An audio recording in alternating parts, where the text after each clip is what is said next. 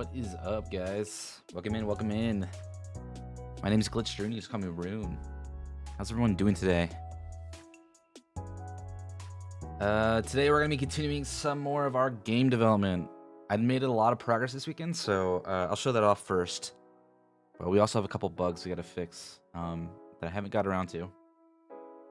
So that's definitely what we're going to be working on first. Because I want the game to actually work. How's it going, Jacob?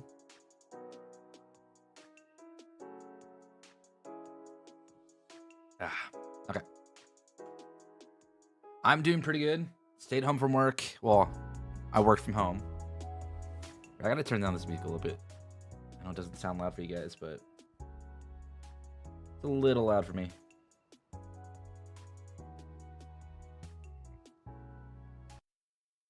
There we go. You had a good productive day. That's good. I had a decently productive day. I scheduled a meeting with my master's committee, so we got that going. I'll be doing that on Friday.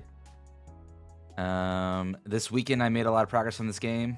Probably talked about this yesterday a little bit, but I'll show it off a little bit. We also have some bugs currently going, as I just said, and I kind of, whoops, wrong one. I kind of cleaned up my to-do list, so this is kind of all I have left is right here. So add a couple more basic abilities. We're gonna finish this up today, the battle setup, which I'll show. I have the basics of the battle setup going. We need to work on the AI. I guess we should move this up here. It's kind of a main thing. Fixed turn order. I started this, and this is kind of where all my bugs are, because I did start this. So maybe I'll put this in like priority. So the first thing first is limit actions 1 per turn, and then we're gonna fix the battle setup, and then we're gonna fix the turn order. This is kind of like a clean things up. I have a clean things up later. Finish less cleanup is add the arrow.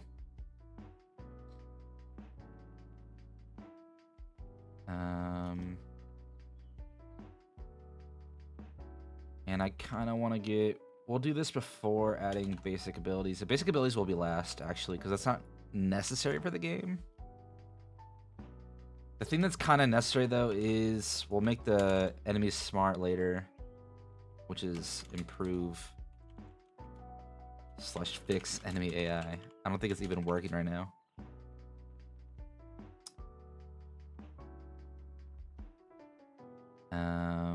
But then we gotta get this quest system going. So I think this might actually go before turn order. Yeah. Okay, so this is our list that we're gonna try to tackle as much today as possible. As you see, there's still some bugs outstanding. So I'm gonna kind of fix this up too.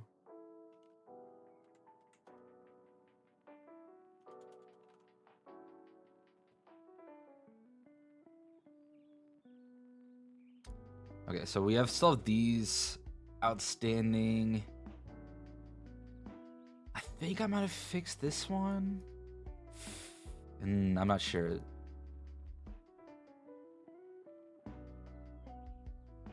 These are kind of the things that are currently outstanding and are causing issues, I think. I don't know, let's run the game and find out. I'll show you guys what I've done so far.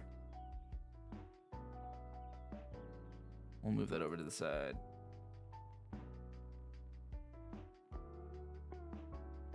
Okay. So, let me run the game.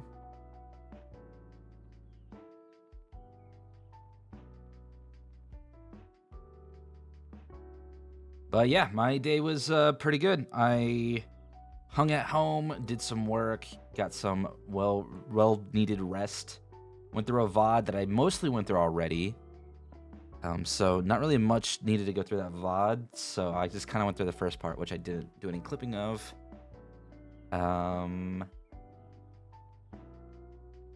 What else did I do?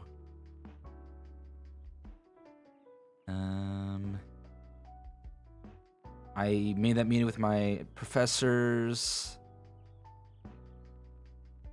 Yeah, it's pretty productive altogether. Made some decent progress at work.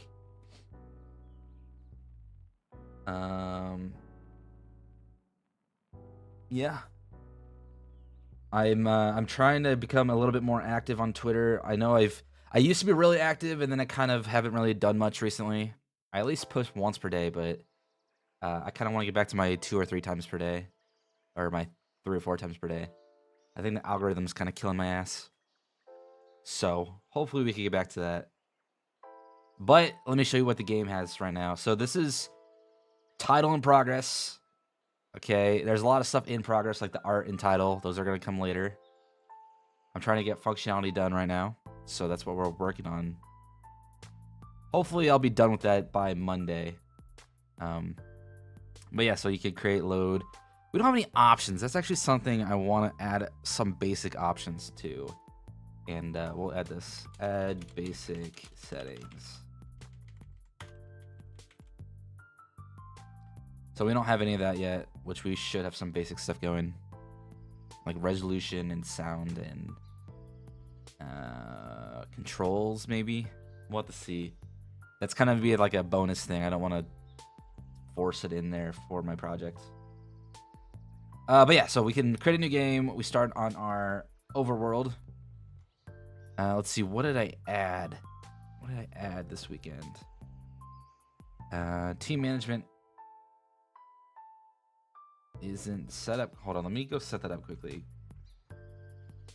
Team manager. Build settings. That's not in here. Add to open scene. It's crazy to me. Does that mean I don't have... No, that's it. Okay, well. Main menu. Play. Team management. Okay, so now you can see the teams, and when you click one, it shows their ability or their stats and their equipment. Currently, equipment doesn't do anything. Currently, abilities doesn't do anything. Class does. You can actually change their class from here. It doesn't save. Like that said save, but it really doesn't save. So that is something we want to... I'll add that to add class / equipment changing / ability changing. Sure. That's fine. We'll just add that all to it. Okay, but we can go back. That doesn't really save because if we go to... Here's what I really added. This is one of the main things. Is I finished the town shop. So as you can see, we have all these items we can buy. We have some gold. We have some potions. And you can click. I probably should have a confirmation. This is kind of what happens when you go through a game, right? So, bug. Should that be a bug or side task? Add confirmation when buying / selling. Thank you for the hydrate.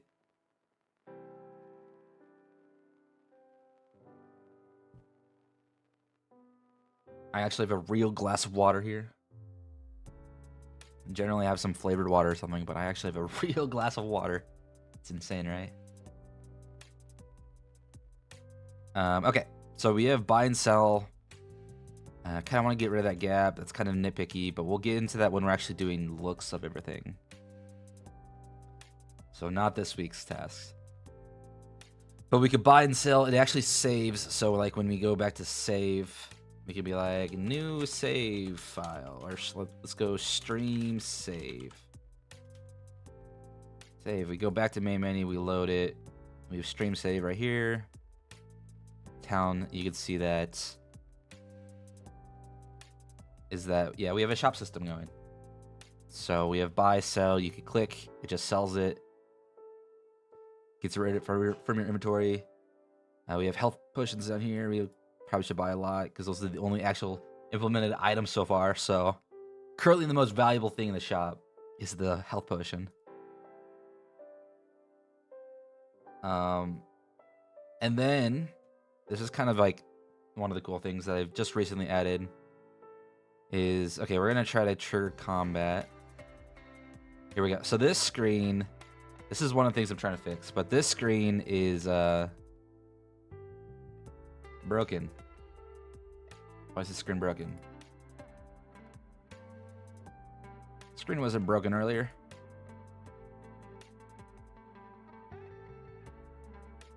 The object you want to instantiate is null.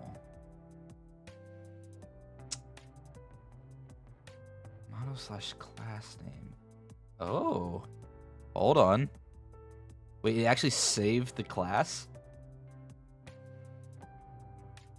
Oh shit, hold on. So I think that happened. Let me check. Team management. Yeah, this guy's still a rogue. Okay. I didn't realize that would happen. So I don't have a model for a rogue right now, so it kind of aired out trying to get the model. So we'll go back to Ranger, I think. Yeah, he's the Ranger. His ID's not loading again. Well, whatever. That's something we have to fix for later.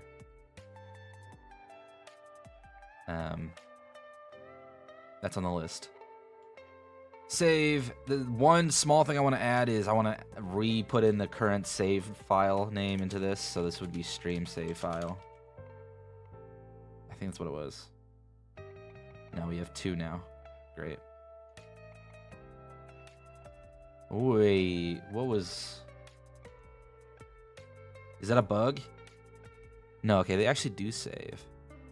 Why do these all say 8:15? Oh, it doesn't update it. Wait. Is that crate? Okay, I think I need to update...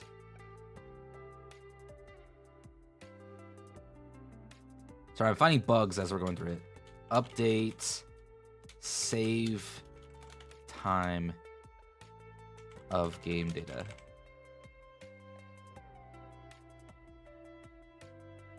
Okay. Let's actually show what I want to show, though. Let's throw another error.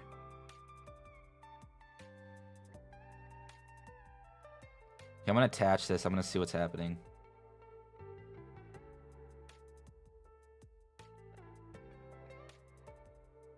Oh. Where are we? What's happening? Press play.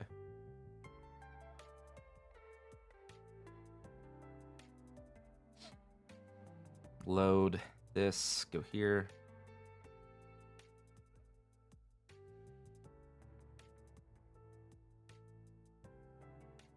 Ooh, sorry, I sneezed.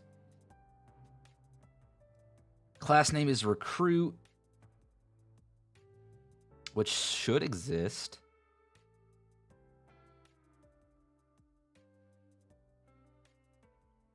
Let me check.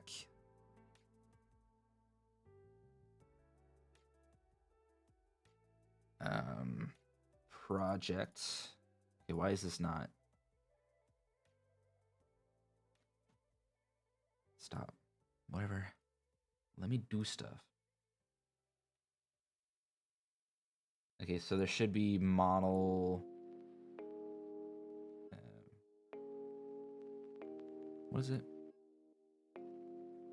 Models slash. Wait, there is no models.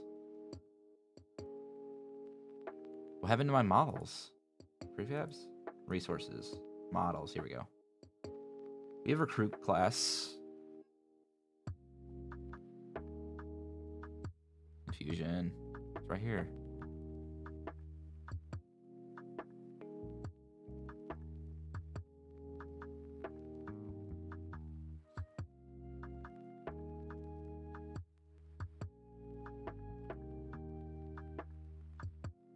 Okay, Let's try this again. Let's see what's happening. I guess we're jumping right into it but without showing the entire thing. We're just right into it. So, we go to load. We go here. We go to trigger a thing. Class model has loaded the class model. So that should be good. Okay, we got another one. We have student. And we have another one. But this one did not find it. What is ranger? Oh, because he wasn't a ranger. He was a scout. Or scoundrel. I should add... Okay, so this is kind of a side thing. Add more character class models.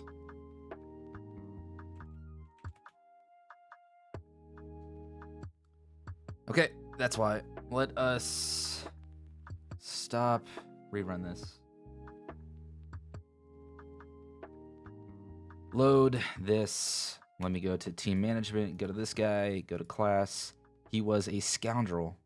Save. There we go. Now we found the model. Back, save, stream, save. Now we're gonna go to combat. Okay, now there's no errors. So what this screen is this is your battle setup. This is your starting zone where you can place your characters. I want to add a little arrow here so you know which way everyone's facing. I mean, you could tell based on when I place them. You can see that he is now facing that direction. Merlin can go there, and Robin Hood can go over here. So then when we click commence, you could also move them around. But I don't know what happens right now when you move them on the same square. They're kind of melded. So that's one thing we have to fix. That's currently on our to-do list. That was the set up battle, allow removing and replacing characters. That's what that was. But for now, we can set them up, and then when we click commence, as you can see, they're spawned of how they were spawned when you selected them. But here's one of the bugs. For example, when I click move, you can see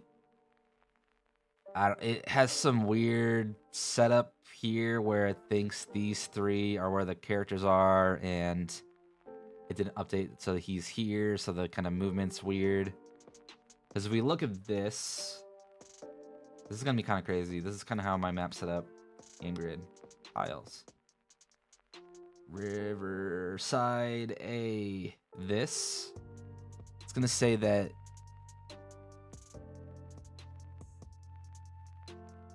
I guess we don't have it showing who is there, but I'm pretty sure it's gonna show that the Ranger's there, or maybe Sir William, or one of them are actually there. But it kind of resolves itself when you click, you move them, and now he's considered there. So if we go back to him, he's now on that spot. So we got to reinitialize the spot correctly, is the first bug we want to fix. The other thing we have is another bug that I've been working on, is that actions don't really work right now. So I could click. Oh, it did work. Never mind. Oh, it actually worked. Holy shit. Okay, well, that didn't quite work. But you can only do one attack per turn right now, which is awesome. So we're halfway done with that ability. Because we can do one attack, but we can still use a potion, apparently. Which I don't want him to be able to do after he's already attacked. And as you can see, the kind of turn order and AI is kind of busted right now. That's also on our list. Oh, damn. Yeah, turn order is getting worse and worse as you go. As you can see, the bandits are going like 50 times per turn. He's dead.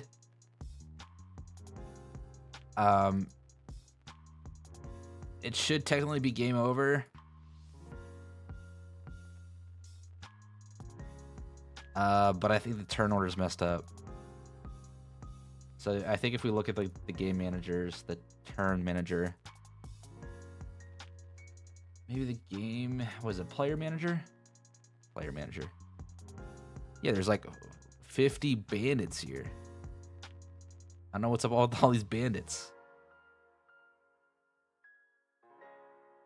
We'll just do, there are 3. Oh, they added the bandits all to the player. What was the bandit I killed? Can I end my turn?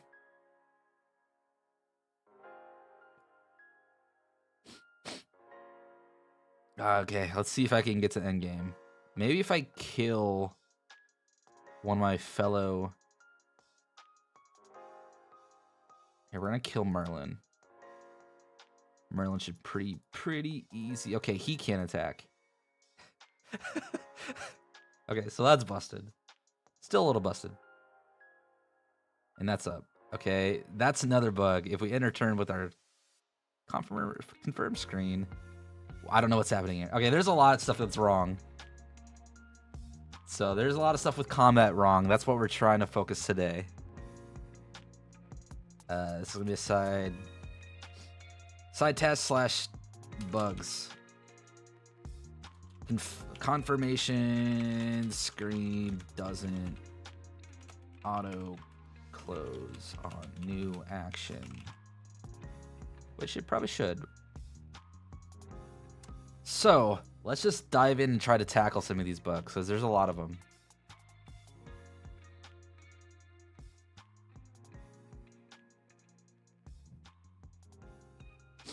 Sorry, I got sniffles. Ah.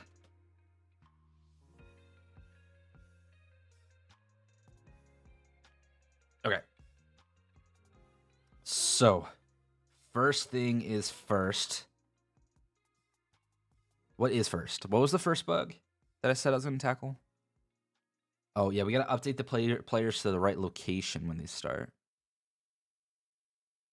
So let's look at these bugs and see what we can tackle.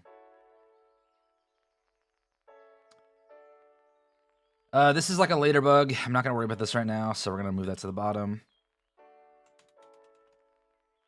Low current save name. Okay, we can tackle that if hovering character, highlight them and their tile and not the tile behind them. Okay, that's not important. We can move that here. Don't need to store entire item. Okay, so that's kind of a cleanup thing. That can be last. Fixed turn or a manager after a combat. Okay, so we're already going to do fixed turn order as a task. Combat initializer grid position isn't started correctly. So that's the first one I want to tackle. Grid spaces need to update. I think this is kind of the same thing.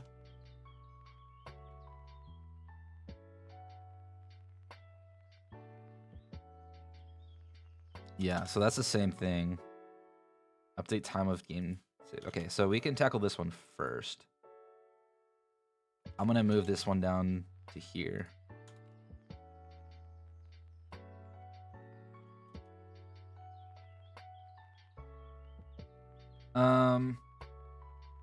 Okay, so combat initializer grid position isn't started correctly. / spaces don't have right characters. Okay. So let's tackle this one first. So when we get from combat initializer to the game grid, we're not starting correctly. So first thing is, when the combat starts, we have combat initializer. This creates all the characters, and they should update the target grid space. Now, grid spaces. Where's grid spaces? Grid space. They have a private character on space. We're gonna make this public just so we can debug it. And let's see what's happening.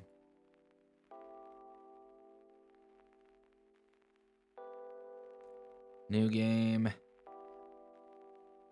Oh, we could also add another quick bug while I'm at it.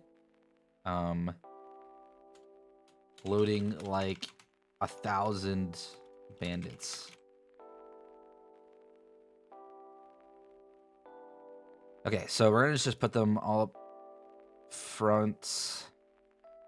Commence. Okay. Now let's look at the game grid.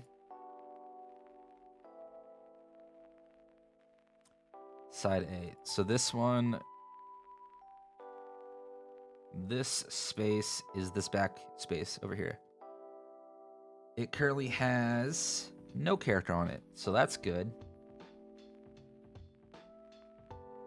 So why, when you click move, is it using that character? So what does our character have on him? Character. Player. Who's this? Robin Hood. Robin Hood has...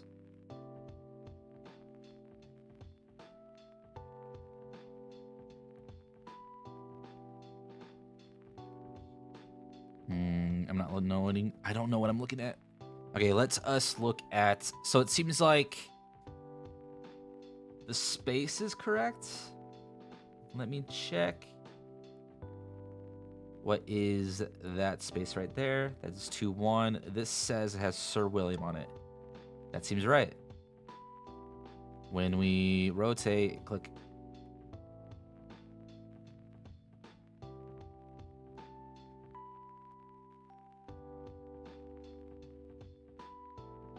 That would be 2-1. Nope. 1-2. This one. That says it has Robin Hood. Okay, so those seem right. So when we click an action like move, how does it trigger this? I think that is from...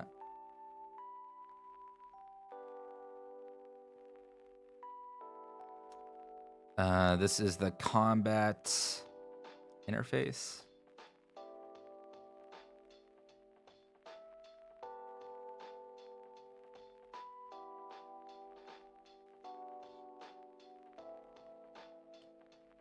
Battle user interface, battle character information, actions. It's gonna be combat interface.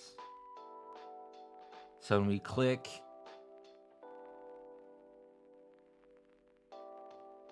an ability,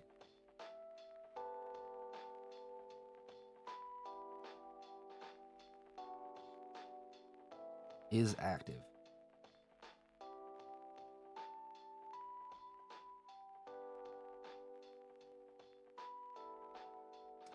Okay, so that's that. Not quite what we want. Maybe? I think? Hold on. I think we have to go check out the scene. Bridge. So there's user interface.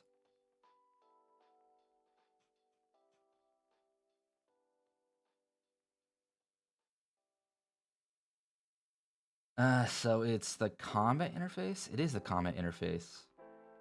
So I was looking at the right thing, maybe? Whoops.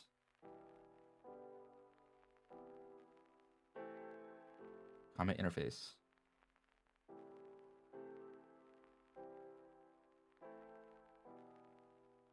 Movement details. No.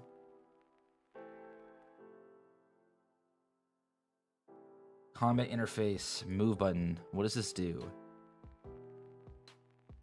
Input manager. Okay. It's in the input manager. Input manager is going to be in the core. Input manager. It's going to do enable movement. So it goes into here. It gets character, get active, base. I think we got that. Enable actions. It's going to go down here.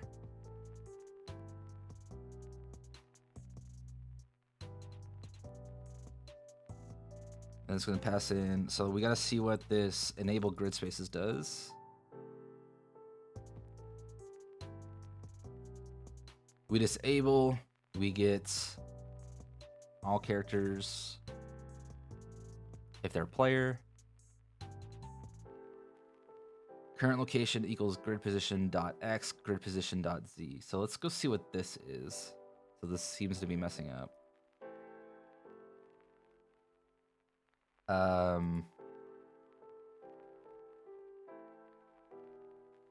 Whoops, not this. We want to go back to main menu. Hey, you can understand some of the code. Nice. Ugh. New game. Nope, let's not go to new game. Main menu. Load. Stream save. Let's go to combat.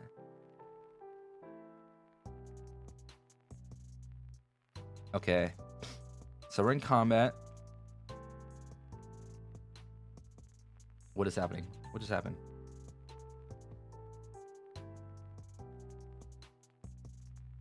I hit a thing. No? Hello, game? What just happened?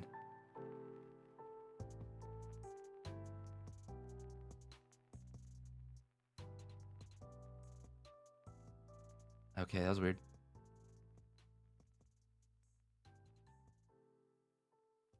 Okay, so this is 0, 0. This is 1, 1. And we're going to get there and then over there. Commence. Okay. For each character and level. Okay, we don't care about this. When we click move, it should trigger that. Okay, it seemed like it did. So it says it's 0, 0. So it seems like the get grid position isn't working, or we didn't set the X or Z. Is probably what's happening.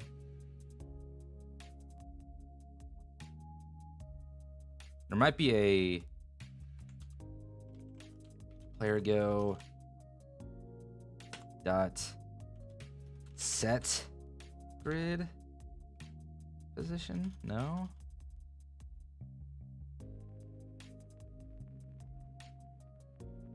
Get grid. Okay, there's a get. How do we set grid position?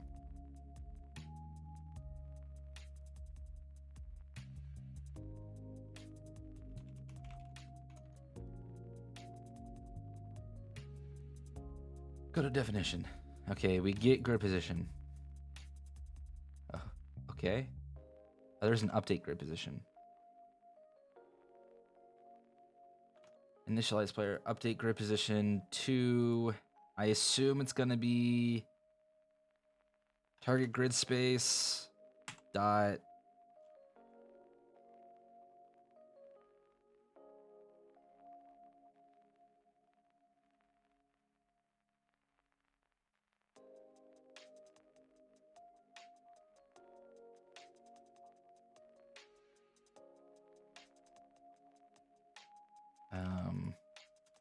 var grid position.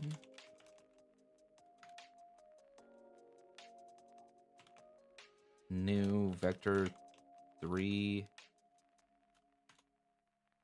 We need target grid. How do we set this? I don't think we set this before. Get grid. Grid X, position X, 0.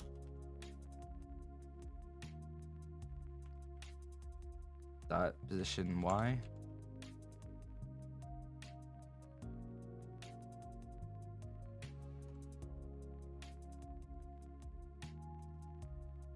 Hopefully that'll work.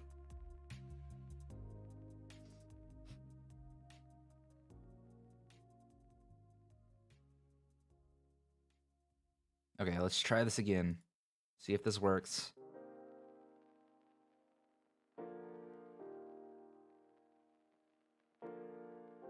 Come on. Okay, so we'll set him here.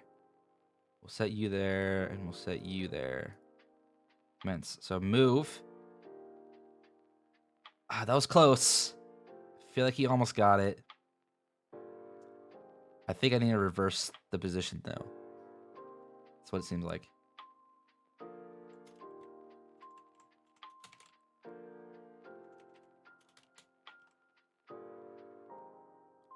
I don't know why, but that's what it looked like.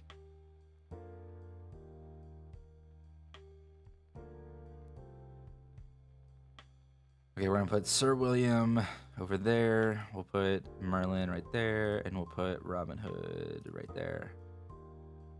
Move. No, that didn't work either. That is 0-4. He should be 1-5. He's 1 off. What the hell?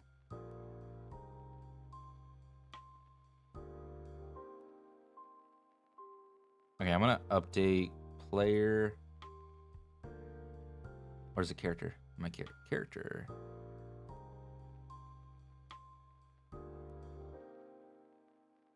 We're gonna make grid position. Oh, it is public.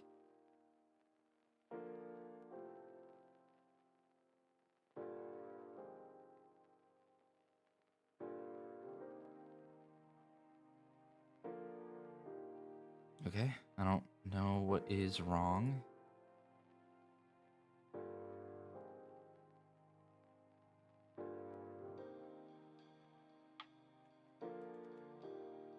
Let us try this again. Click play. Load. Stream save. Okay. Hey, Soul. Thank you for the follow. Welcome in. Welcome in. Welcome to the database. How's it going?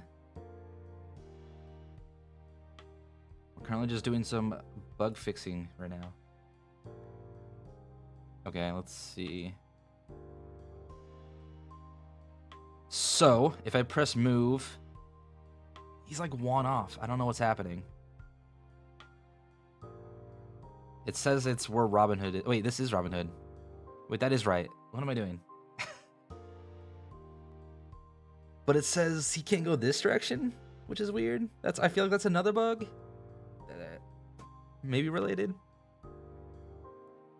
Oh, you know what? What if those are disabled by default? Hold on. This might be because of my let's see. Let's go to the first game grid. On side A. No, it's not disabled by default. Okay, so these first 3 are just disabled for some reason. Which they shouldn't be. Why would that be? Let me think. Let us go to the grid manager. This is where we handle all the grid spaces.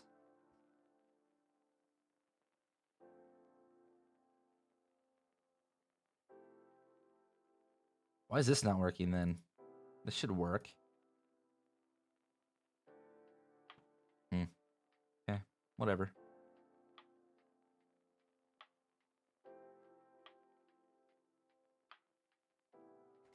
Okay, so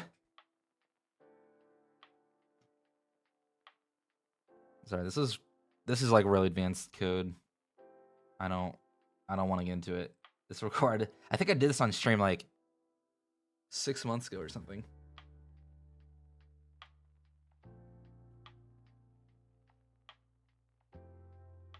So I'm sure if you check my VODs, you can see what this stuff is all about, but the funny thing is it doesn't even use this, so I don't know why we're doing this here. So we don't even get like the character.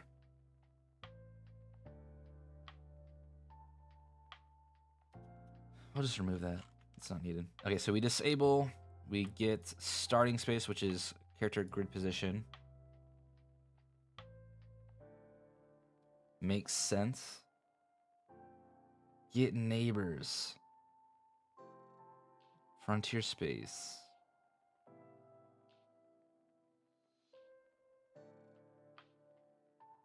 It's gotta be like the initialize, right? Like, why are those disabled?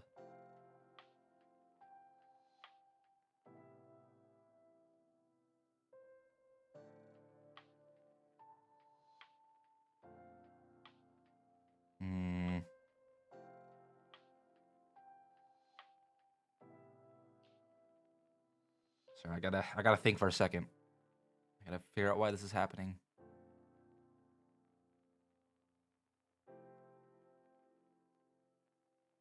By the way, guys, if you guys ever see anything you just want to make me go on a side tangent about, feel free to mention it. Ask any questions. I'm always open for questions and chatting. That's kind of what these game dev streams are. I'm just working, and then if you guys want to talk or whatever, feel free to. You don't worry about distracting me. Currently, we're trying to see why those spaces aren't loading. Movement penalty.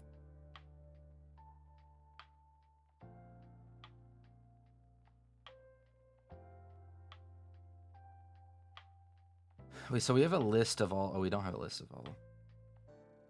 Isn't that what Grid Manager is supposed to do? Maybe Turn Manager.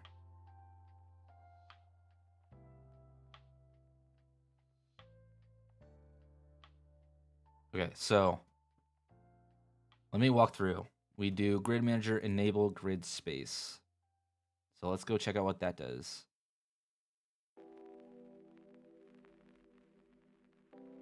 Enable grid spaces. So we have the character. So the character should be on that space. And then movement should go 4 wide by default. So we get all neighbors, and the neighbors should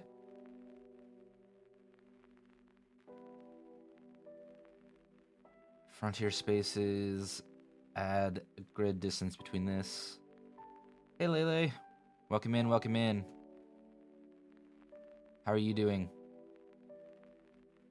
I'm struggling with figuring out what this bug is, but it's all good. Have I shown you guys my game yet? This is my master's project if you guys haven't seen it.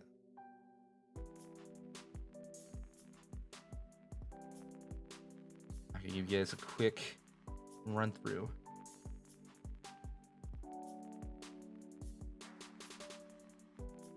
I'm currently calling Cube Wars. Title and art is still in works. But, as I said, art's still in works. This is very basic shit. We got the world map, so you can move from the different places. So we're in Camelot currently. We can go to the ruins, forest, whatnot. We can go to the tavern, which you can recruit new people and go to quests. In this quest system, this isn't all connected yet, but this will be run off AI to generate new quests. So that's what my master's project is actually about, is this whole thing. And then this is combat. Currently, this is what we're trying to fix, is you could put your guys wherever you want on this little grid, and when you click commence, they'll spawn into the actual fight map. And this is what we're trying to fix right now. If I click move, it shows the movement, but for some reason it seems like this place is blocked, which it shouldn't be. But yeah, that's what we're working on. You can attack, move. Oh, it's only for movement. I can still attack over there. That's weird.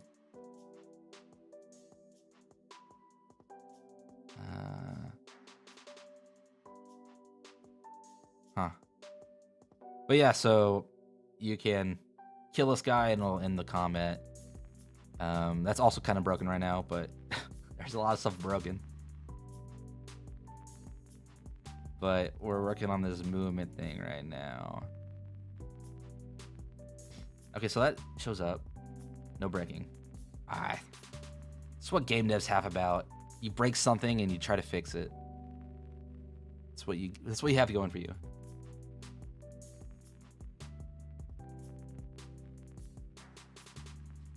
But we're looking at code, trying to figure out what's going on. So it has to be somewhere in here, because this is what does the it spawns those squares. Maybe it's in the movement. Okay, let me go check my action script for my movement. Movement. Here it is. So when you go into movement,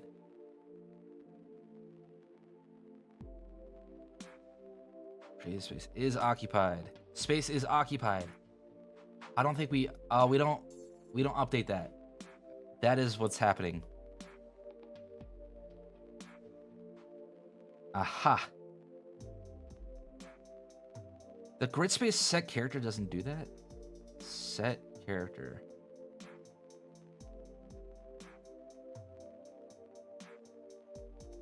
Is occupied.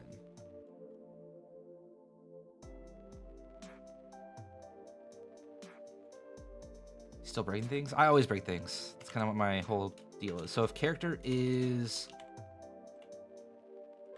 equals null, then we set character on space equals null, and is occupied equals false. Else, we set the character to the character being passed in. And then we do is occupied equals true. Ooh, okay, that might fix it. So we can load our stream save, go to combat. One of these will trigger combat, I swear. Click there. We'll get our guys in. Commence. Move. Okay, I think that did work. We just probably have these three set to occupied true by default.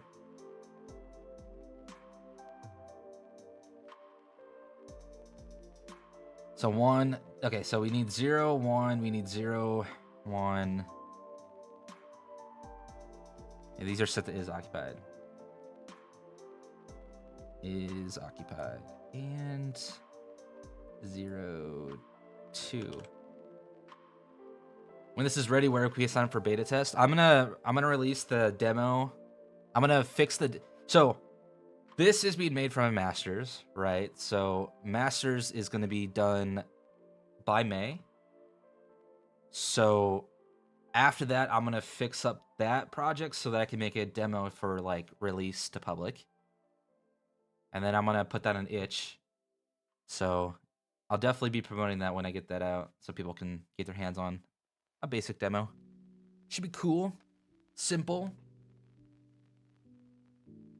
So yeah, look out for that in May probably, or no, probably May. That'll probably be May.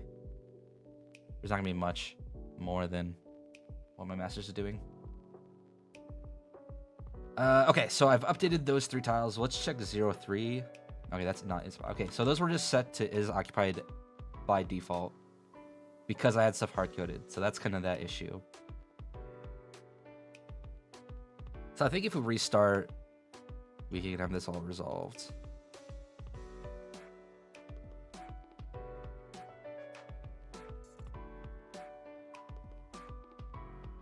Move. There we go. So those 2 spots are now available. You can move there. You can move. Okay. So that's all good. Hey, thank you for the gifted sub. I really do appreciate it. What's up, Zay?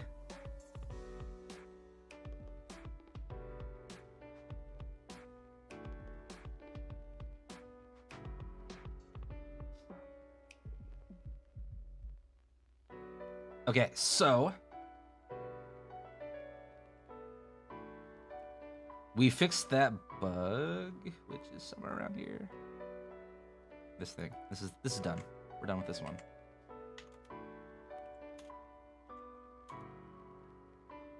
Now, we have this weird issue.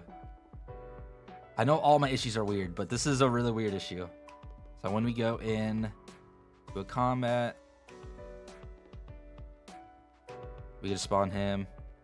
Now, it shows that there is Sir William and like 20,000 bandits. There's only one bandit. If we look here, there's literally only one bandit. And our boy.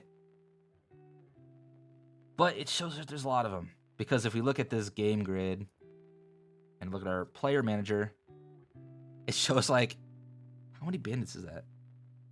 I can't tell.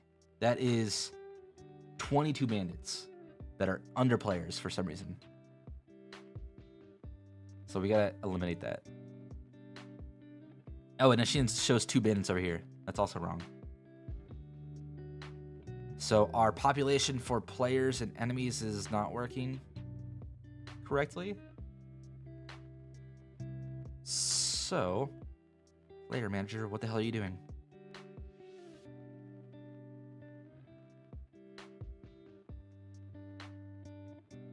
Okay, when we initialize, we get current players of type player. Players add. Is there another place we do players to add? What's this? Spawn players.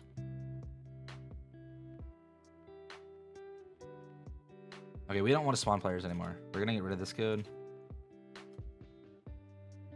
I don't want to be confused. This is for when I was generating maps. It's gonna be a later thing. Characters in level to add range. Okay, that's enemies. Players remove. Okay.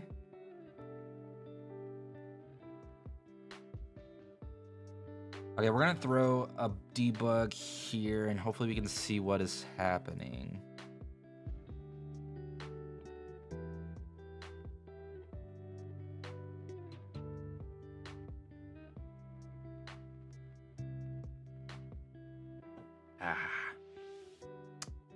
Yeah, I'm pretty excited about this game. It's kind of coming together. It's been a while, but I don't know. I've been really working on it the last 2 weekends, so I'm excited that it's actually coming together. Come on, trigger. There we go. Commence. Okay. So players is count of 1, so that's right.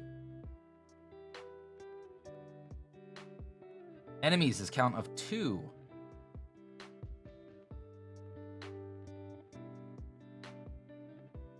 Current enemies is 1. How did it add more?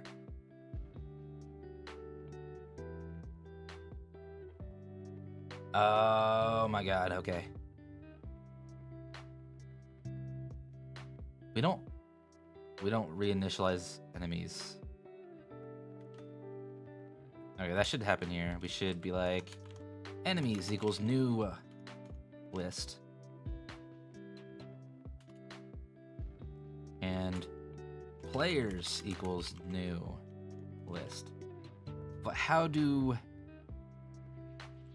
You're gonna make dinner? Nice. What are you making? I'm gonna make a new list of players.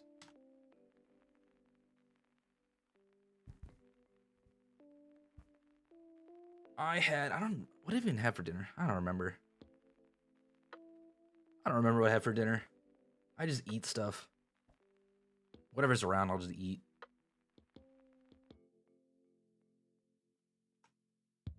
It's dangerous over here. I don't think I need to... Yeah, I don't need to cast that. I don't know why I was doing that. Okay, so that should resolve half of it.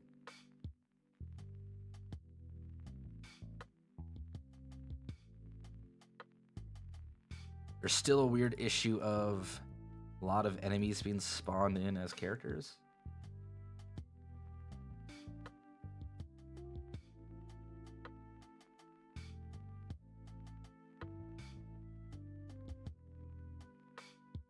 Yeah, there's a lot of bandits here. Which is starting to look better. The turn manager is actually starting to look more legit. Because I think Sir William's speed is like twice that of the dude. I don't show speed on here.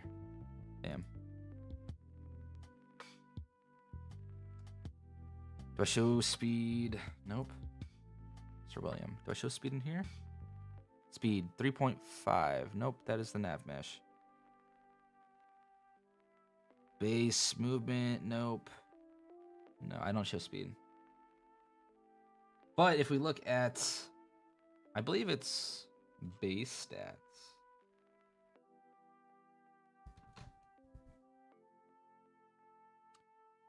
General enemy has speed of 5 and base player has speed of 15. So technically, Sir William should go 3 times before Bandit goes once. No, not quite. That's not how my speed system works. He should definitely go twice and occasionally go 3 times. So there's something weird going on right here, and I think that's because of whatever's happening right here with this bandit thing. So we gotta see where players is being interacted with. Oh, that's my background. So we're gonna see where this is being called besides here.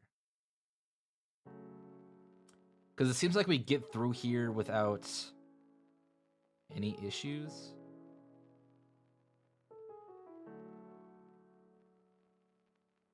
So yeah, we spawn the characters, then we go back to player manager. We add them. It seemed to be correct. Now, where do players get added to? Any? Not here. Turn manager, maybe.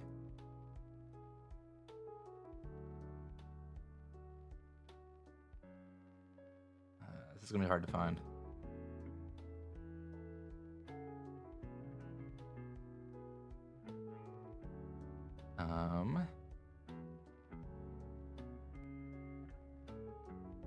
There's just so much code. This might take a second to find.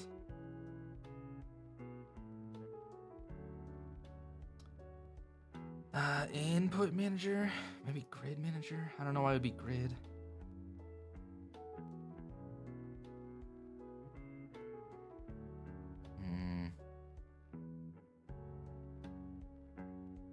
Maybe player or enemy?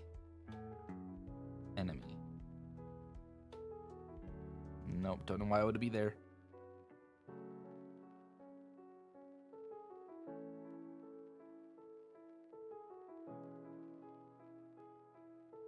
Okay, we gotta, I guess we just gotta throw in some places.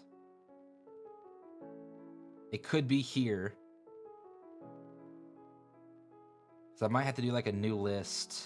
Ooh, that's probably what it is. I'm gonna have to do new list of character. Characters in level dot. There we go. Let's try this. I think it might have been cloning it, which I don't want.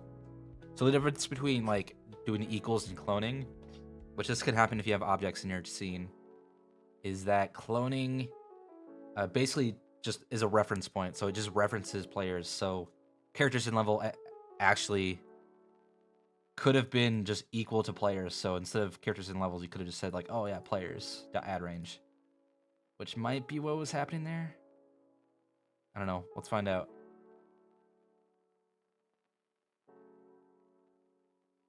Crazier stuff has happened. Or maybe not. I don't know. Crazy stuff happens all the time. Oh, okay. We're looking good here. Okay, I think that was it. That was the issue. So yeah, he goes 5 times before Bandit even goes once. So how my movement system works, my turn system, I could try to explain this a little bit. So we'll go down here. So every player, every character starts how movement or turn order works. So every character starts at 0. Character, bandit. Right, so we'll do Sir William, bandit. And then it goes around and it kind of does like, it goes around, and like, okay, every turn you add your speed. So bandit, you add 5, which equals to 5. Sir William add 15, so equals to 15. right? So that's turn 1. Right. Then it goes turn 2, and it keeps going. It keeps doing this until you hit 100. So we'll just kind of run this through. So 15 plus, or plus 15 equals 30, plus 5 equals 10. Right, so obviously this guy is going to be, it's going to be what? 2 turns later, it's going to be 20. 2 turns later, it's going to be 60. 2 turns later, it's going to be 90. 2 turns later, it's going to be 40. Right, so I just go 15.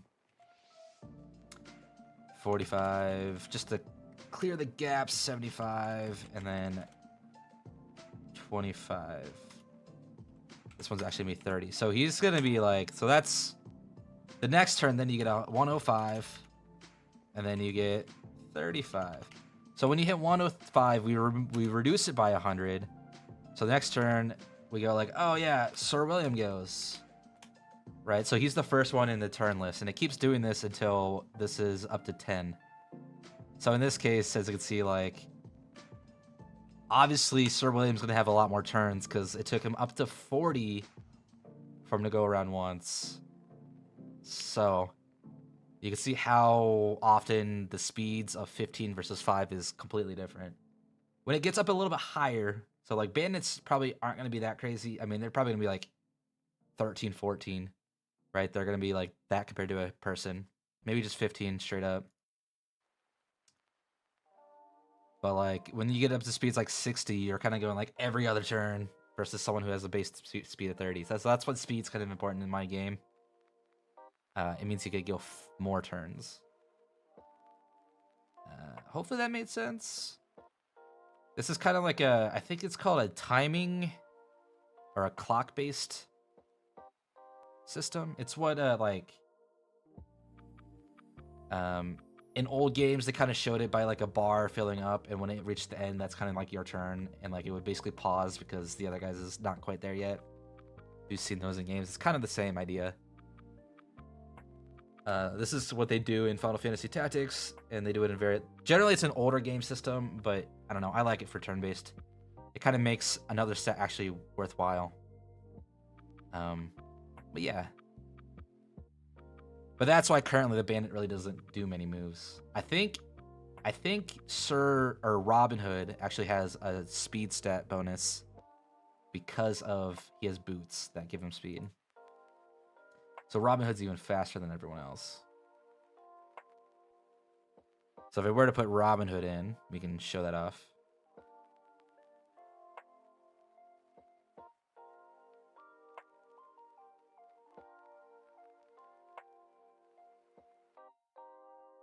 You can see Robin Hood goes a lot faster than everyone else.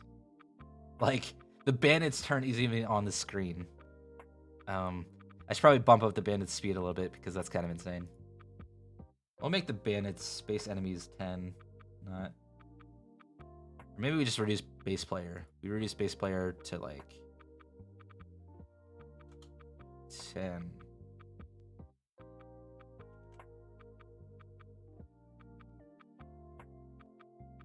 Hopefully that'll do something. I don't know. I don't know what I'm doing most of the time. I'm gonna be honest.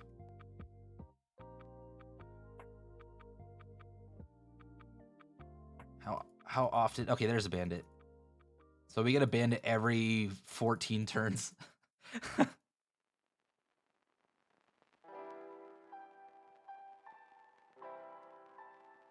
I think their speed might be higher too. Okay, let's do a quick get speed. I want to see what one of their speeds are. Character. Player. Get speed. See, their speed's based off their speed stat and then speed bonus based on their class. I thought it was going to be based off their... I thought boots also give you speed. I think they should. That's not being taken into account. Wait, was that base movement or speed? That is speed. Because I think I want to add in equipment speed too, so... Current equipment dot value dot feet dot speed. No, okay, it doesn't. It gives you movement bonus, not speed bonus.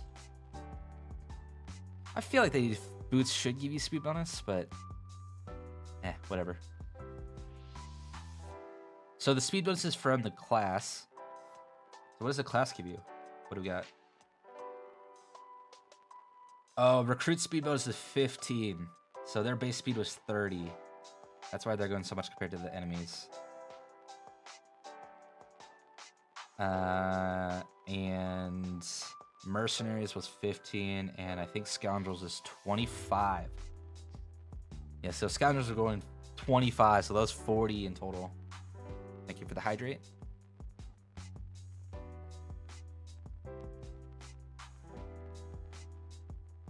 And the stretch. So yeah, I guess we should probably...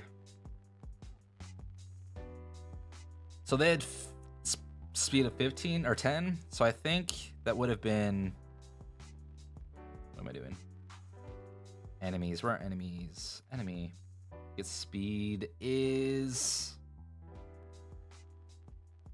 just the base stat dot speed. We should do plus enemy type dot speed. That'll make them a little faster. I should really bump up their stuff though. They're really getting the short end of the stick.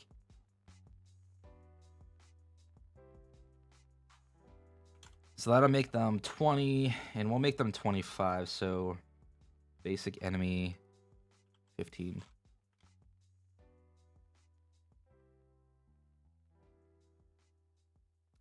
So now they should be going a lot more than what they were.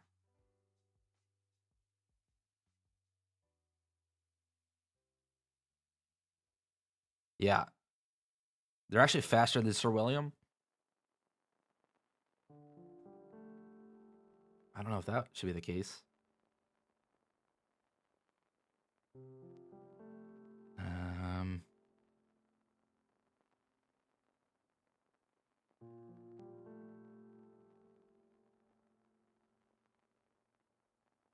I guess we could find out. I think Sir William should be going more than an enemy, though.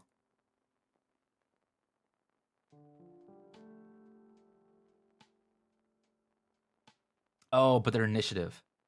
Initiative's also taken into account. What is your initiative?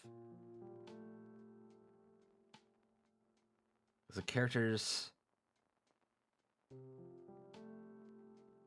I think each character has a current speed. Is current speed 0?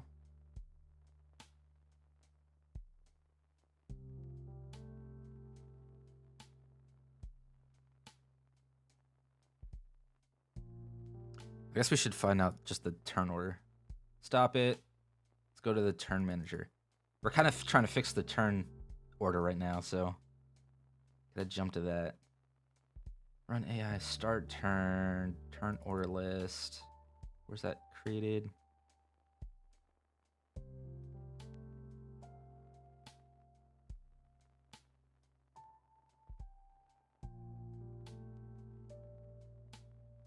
Current turn.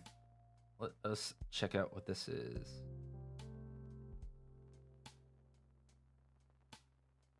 If current turn count is greater than 0, next turn. Turn order list. Recalculate.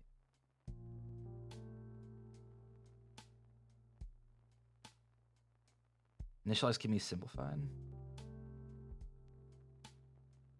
That's fine. We can do that. We can make this even cleaner.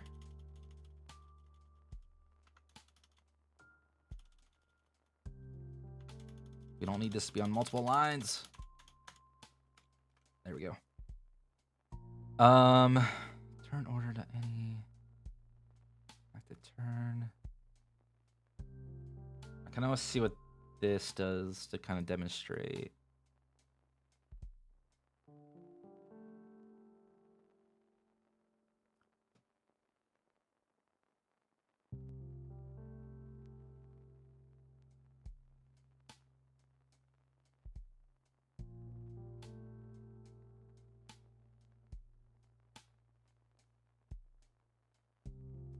Come on. Initiate combat. Okay. So we're gonna have this guy. What just happened? I don't want to get his base speed. I don't care. And we're gonna add Merlin. Commence. I don't really care. I mean, he should be... Yeah, he's 25. Here we go. So current turn order has Sir William first with his current speed timer at 0.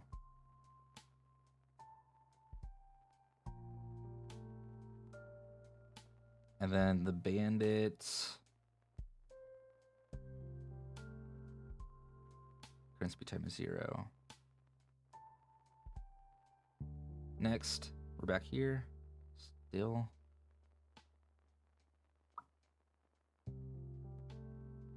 I don't get how the bandit gets first.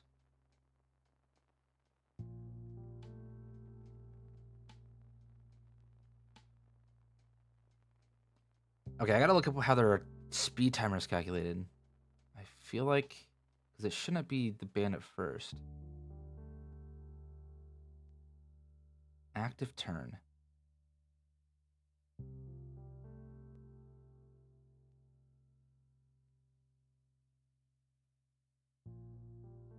I mean, we should get here. Should be nothing. There should be nothing in turn order list.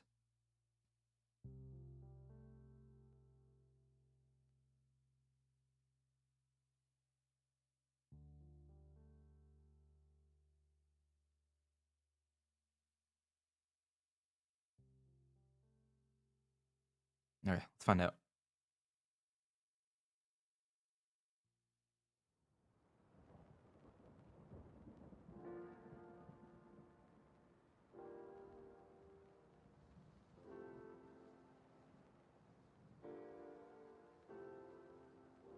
Okay, Sir William, go.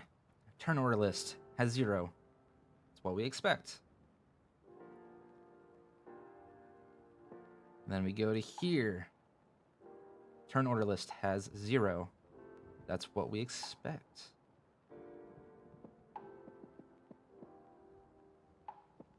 Why does turn order have get current turn?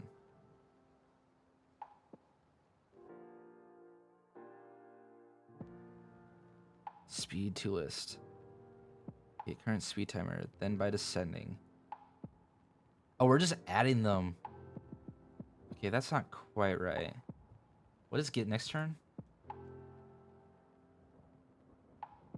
Get next turn.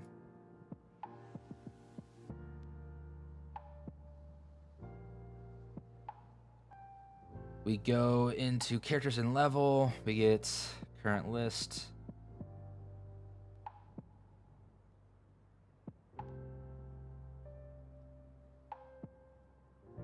Get current speed plus equals speed. If speed's greater than 100, while turn order count is less than 1. Okay, let's go see what's happening in here. So we're gonna stop, restart.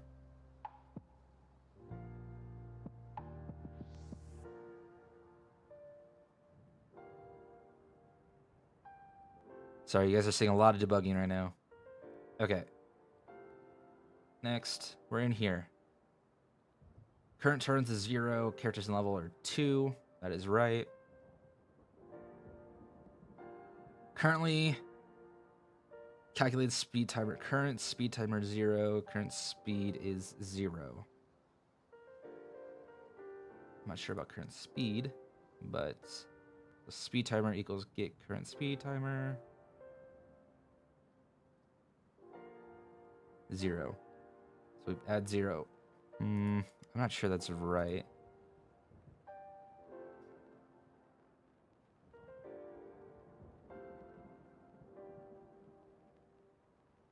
I guess that is right.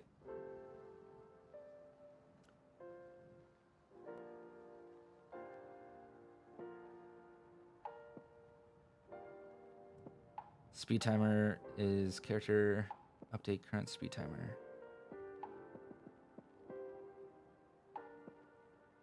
Is that the right thing?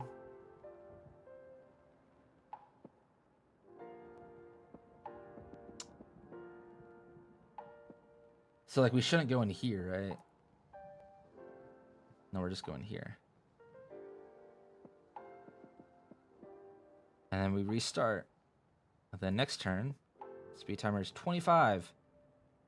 Okay, so who's this? This is Sir William. Speed timer is 25. His speed's only 25?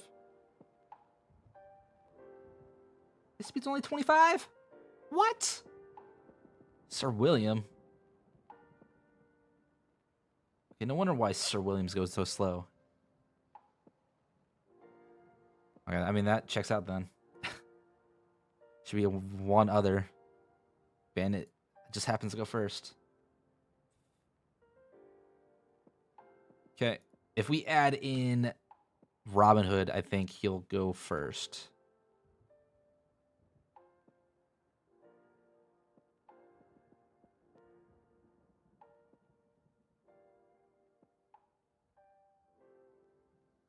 Robin Hood.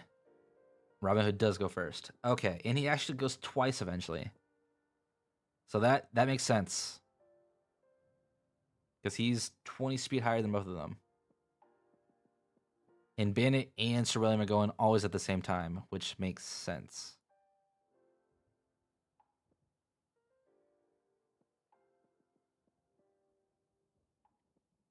See, Robin Hood gives a lot more than everyone else.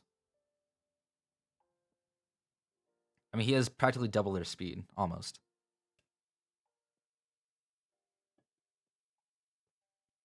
I think I fixed the turn timer by not fixing anything. So I think turn order is actually working correct. So we can get rid of that one. We can get rid of that one. So we are making progress. That's what I like seeing. I'm gonna move this fixed turn order down to bugs. That's more of a bug. Okay. Yes, progress. So we were in the middle of limiting actions to 1 per turn. So let us look at the code. So for characters, we have this. Where is it? Actions left. We're gonna make this public just so we can see it on every character. So I think it works for attacking. We want to make it work for using healing potions too. So we're gonna put Sir William. We'll throw in Merlin and Robin Hood. We want to just keep doing this so we can keep testing this out to make sure this works. And it seems to.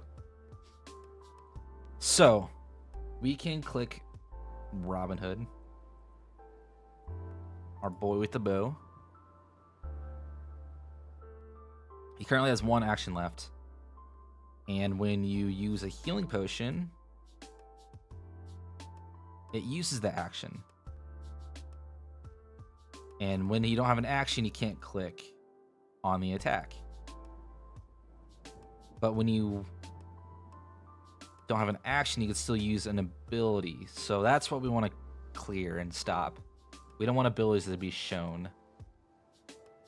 Okay. So action being used seems to be working. It's just not updating abilities. So for abilities, that's kind of like our new stuff we added. I added this last weekend. So let us take a look. So abilities is that we just don't want to be able to like click that ability button. So the ability button is actually in the combat. We actually looked at this already. The combat interface. So when you click the abilities button, we don't want to be able to do anything. So we want to go game managers dot player manager dot current get current. Maybe it's turn manager. because turn manager would know who the current player is. Get active character dot actions, get actions left.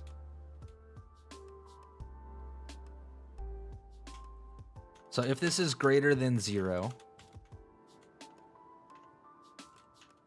then we want to do all this. Abilities is active.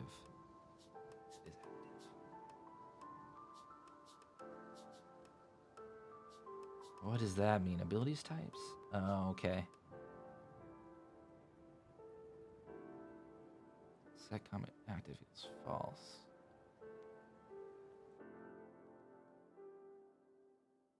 So we want to, if that's or that, and I'm thinking if this, then we do whatever the hell this is doing over here. Otherwise, nothing happens. Sometimes code is confusing, even though you wrote it like 2 days ago. Listen, there's a lot of code, okay? I can't keep track of everything. This is the point where I'd be like, okay, it's time to refactor my code, and I go back and just rewrite all my code that I wrote to make it cleaner. But we're kind of close to the deadline, and I don't really want to waste time refactoring right now. So after my master's, I'll probably just do a week of refactoring, and then clean up for the release of my game or my demo. But yeah, we're gonna have spaghetti code until then. Just like a true indie company. Just like Riot. Okay, commence. So we attack. We click him, we can attack, we miss. We attack either of these, nothing happens. Perfect. Okay, we have one. Yeah, we have the one action per turn implemented. So we can get rid of that. Okay, so we could go into some of the bugs, which these aren't really important bugs, I don't think. So I'm gonna kind of just continue working on this stuff, which is definitely the more important stuff. Yeah. So we're gonna just do the battle setup, allow removing and replacing. So I showed this off a little bit earlier, but I'll show it off again before we dive into it. So when we're here, right, we can click, we can pull up Merlin. So what I want to happen is right now, right, if I were to click Merlin again, I want him to be removed. I don't want him to be on this thing. So it's kind of like, oh yeah, how you remove it is you click his spot again, he'll be removed. So you like kind of double click the spot. Currently, if you click somewhere, he'll move. And I want to click his same spot, he'll be removed. The other thing I want to happen is if I click this spot right here with Sir William, I want Sir William to be removed and Merlin to be replaced. Currently, they morph together into Sir Merlin. I mean, look at him. He looks amazing. It's a knight with a helmet and a hat. Look at that. But yeah, so we want to remove Sir William and leave Merlin behind. So that's the two things we want to do. That's kind of what this task is.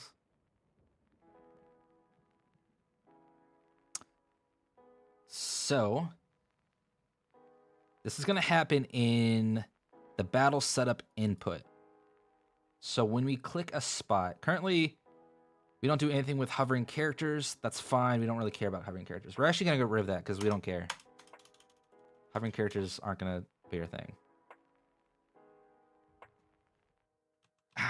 We'll leave it. We have this for...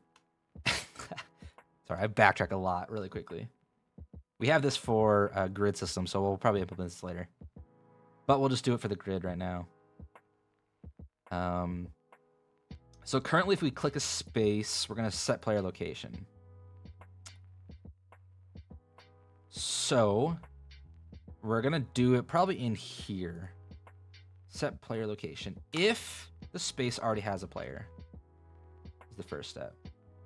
So this is the case when space has no player, put player there. We have two new things. We have space has active player, remove player. Space has other player, remove other player, and put active player there.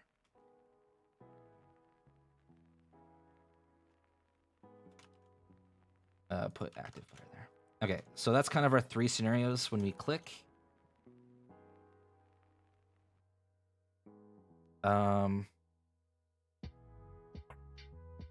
So if I think our grid space is going to have all the information. So grid space dot get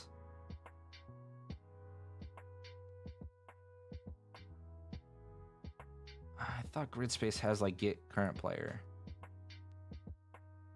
get position, set character, get character. There is a get character. Oh, that's because I did grid space capital. Stupid. Get character. So this is going to be character var character on space equals this. If characters on space, if character on space equals null, then this happens.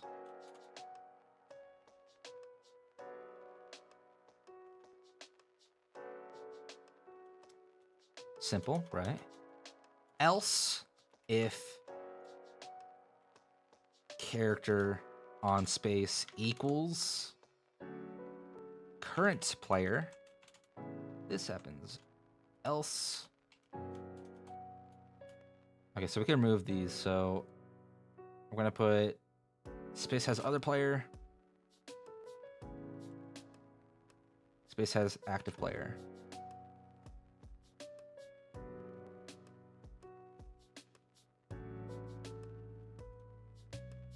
Yeah, if you guys have any questions about what I'm doing or are interested to see another thing to be fixed or whatnot, just let me know. As I said, like, this game is pretty complex at this point, so there's a lot of code everywhere. So I don't really expect you guys to understand everything. I'll be doing more streams later where I start a game from scratch, specifically after I do my masters. I'm kind of just in this weird kind of state right now where I have a deadline. I got to finish it by the deadline. In the future, we'll kind of be messing around with new stuff. And it'll be more of a teaching / figuring everything out with you guys sort of progress. And yeah, I plan on doing game dev streams every Tuesday now. I want to make this a normal thing. I really enjoy it. I hope you guys enjoy it. And either find it soothing as a background noise, I've heard people say that, or are actually learning stuff. Either is fantastic for me. I don't mind. As I said, I want to do game dev on Tuesdays to teach people and or just chat while I make some stupid games. I look forward to guys like getting your guys' inputs and like see what you guys might want from a game. That's also like the benefit of what we're doing. It's very mellow. I appreciate it. I like having chill streams every once in a while. When I play games, it gets pretty crazy. So my other stuff, I want to be pretty chill and in the just chat or hang out or whatever. Ugh, that's why I have the lo-fi in the background. If it was crazy, it would be different music. Mega cozy, nice. I feel like that's the two vibes I give off, right? When I'm gaming, it's generally like a screamo while dev work. When I'm just by myself, not wanting to talk or anything, I do have screamo and heavy rock going. Mainly to drown out my coworkers, but don't tell them that. But I don't know. I feel like I give off two vibes when I'm as a streamer.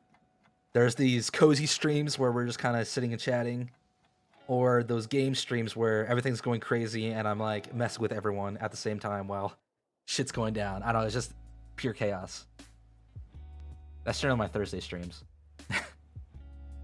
Sometimes my old Tuesday streams. We're gonna try to figure out another day to do more collabs with Nate.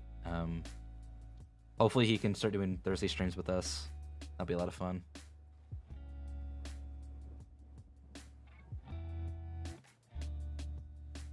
Okay, so we got these two other scenarios we got going, which is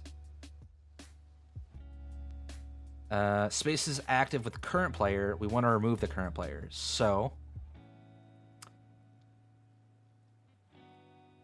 select player equals find player.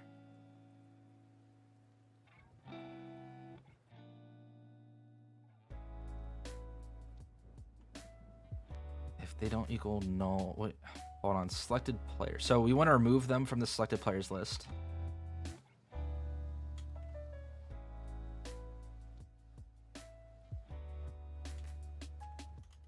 Oh, stop it. So we want to remove them from the selected players list. So they should be in this. So if they don't equal null, old space, get grid position. Wait, we already have space. It should be grid space. So we don't need to do this. We want to do grid space / set character to null. We want to inactivate them, so set active to false.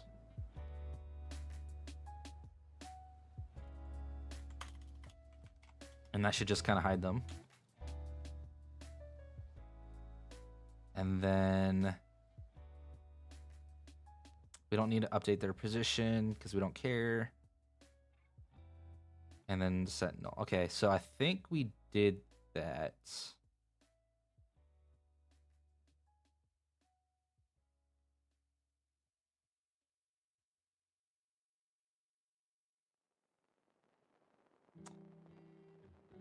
Oh, we also want to remove them from the selected players list. So selected players dot remove his current player. I think we don't. I think we kind of just want to do this. These three things will remove the player from the list, hide them, and remove them from the space.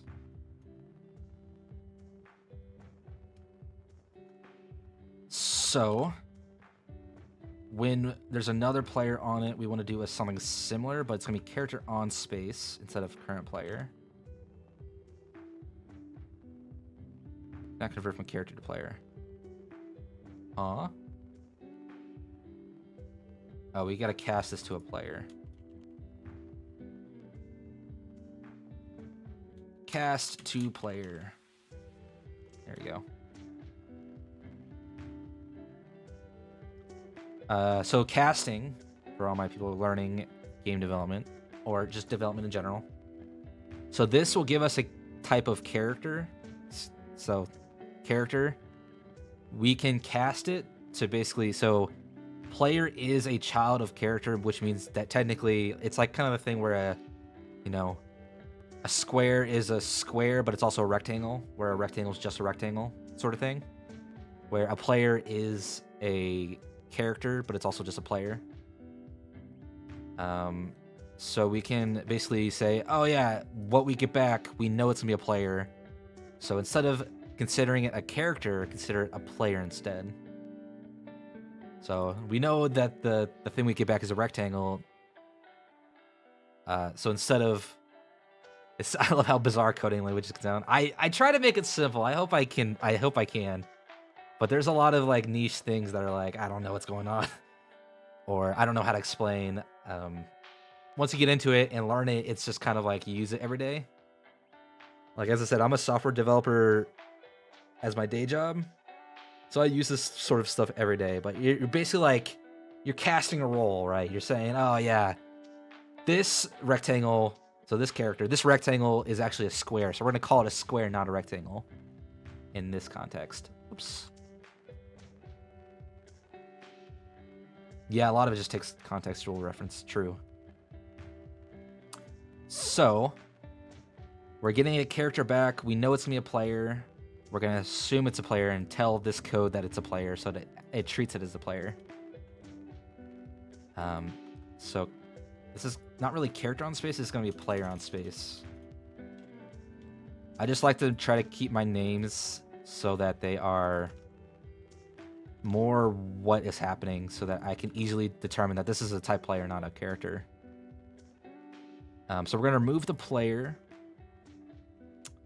We're going to set the grid space to null. Actually, we don't need to do this right now. And we're going to hide the player on the space.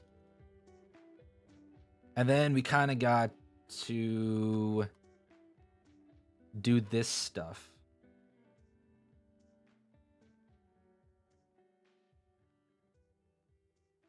So I still got to do all this code, so I'm going to try to reuse it.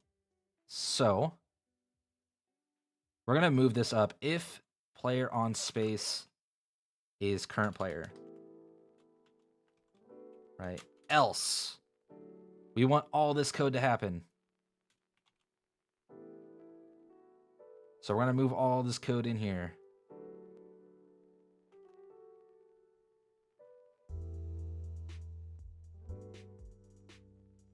So this is, if they're in another space, we want to move them off that space and move them into the new space. So that's kind of what all this stuff is happening.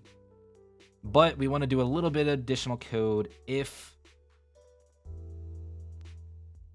player on space is not null, or is not null. So if player on space does not equal null, then we will also just want to remove the player. We don't need to do the set active player because we do that over here. But we just kind of remove that player from the selected players and remove them from the space. I mean, we could also just kind of set the character to null just to make sure that they don't show up, but that's kind of unnecessary. We're going to do it anyway. It's not like it's heavy enough to actually cause performance issues. So I think this code will allow us to move characters around however we please now. So let's go give it a try.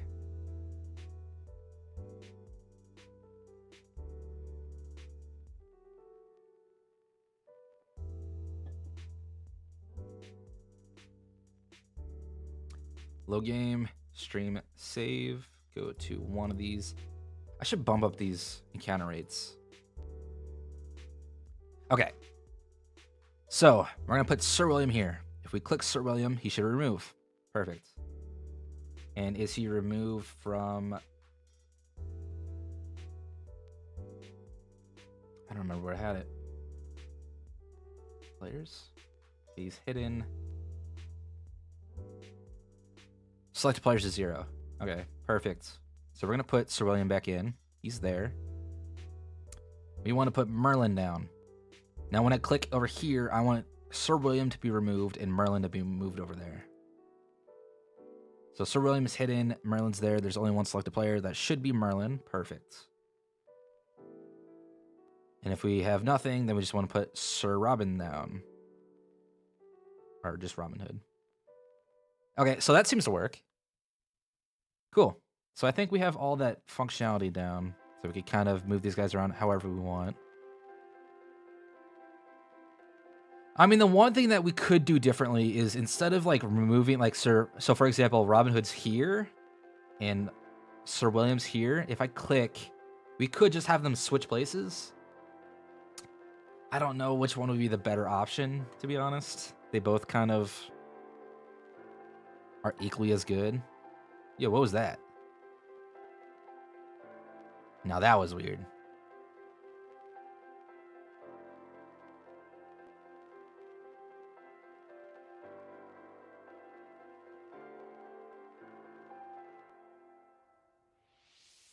Whoa, what is happening?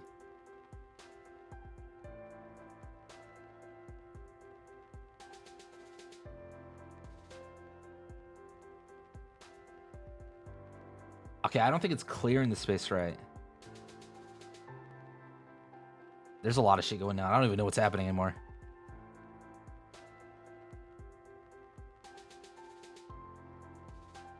Okay. Okay, let's see what the grids are doing. So grids here. So we want to look at this grid space right here, because that is where he just was. So it says Sir Robin's there, but he's not. It says Sir William's there, but he's not. So it's not clearing the space correctly. Okay.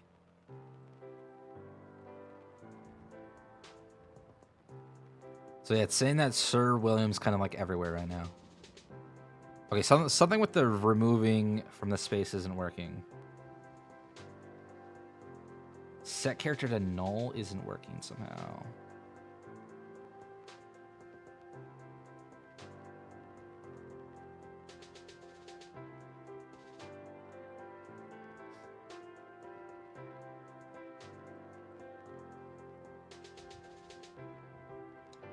Character equals null. Yeah, that's true. I got lucky because I just kept messing with it. I guess, I mean, that's you know, that's QA testing for you. You just keep clicking and hopefully something breaks. Okay, so I guess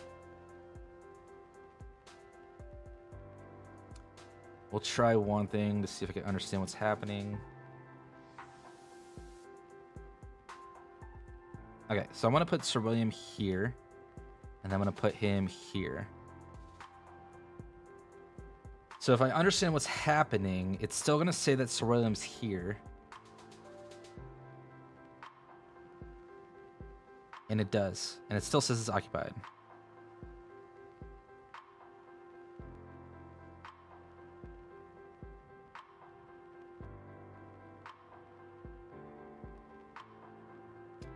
So the question is are we getting the right space? What am I looking at? I need to look at combat initializer. Nope, I gotta look at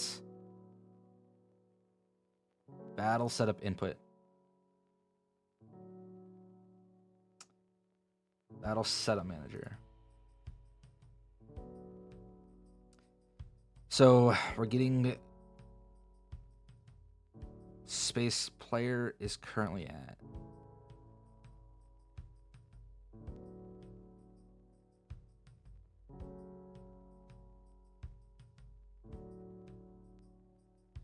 Okay, so we're gonna throw in some stuff around here, see what's happening.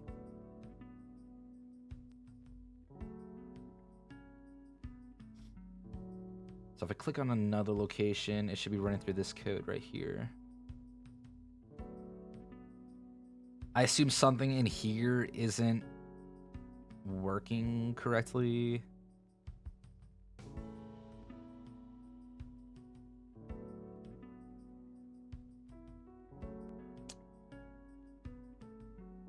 Okay, we'll try it.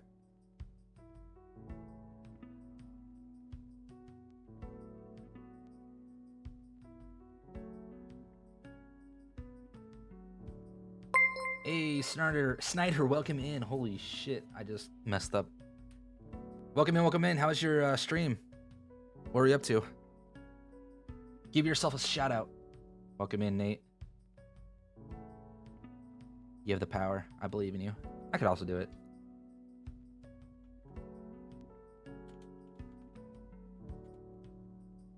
Oh, you were playing Portal 2? Nice.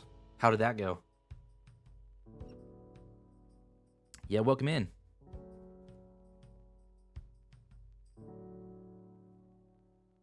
She was doing puzzles for 2 hours? Nice. Did you make any decent progress? We're currently trying to figure out a simple bug on this battle setup screen. I don't know how simple it is, but I want to think it's simple. It was good other than your whole stream glitching? Oh no, what was happening? What sort of stuff was happening? I always hate stream issues. Okay, so if we click somewhere else, I don't have it.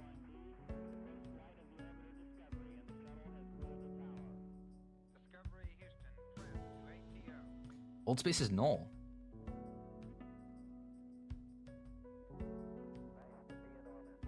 See a whole new setup. My computer just can't handle it. Nah, that's fair. I hate when that happens. I know for me, that was part of my issue. Was just my computer couldn't handle what was happening. I think it was mainly Windows for my stuff, but I'm back at it. I have 20 programs open, as a VTuber does. You have 20 programs open. You're hopefully hoping that you know, your game, your streams, your software doesn't crash your computer. No, I need an actual PC setup. Right, because you still use a laptop, right?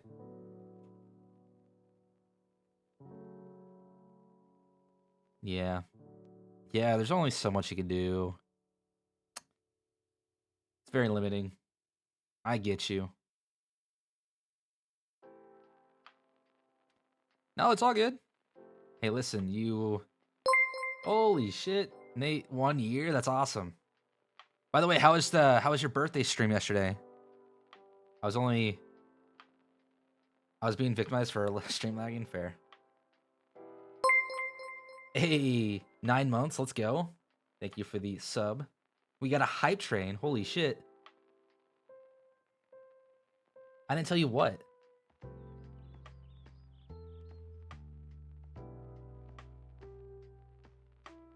Apparently we got a hype train. Weird. Went through a few games in 8 hours. I saw you were going for 8 hours. You had quite the thing going. Nate didn't tell you your stream was lagging? Oof. You guys gotta let us know that. We never know what's going on. Okay, so my current issue seems that there's no... It's not finding the current active. Oh, it's finding that, but it's not finding the gate grid position.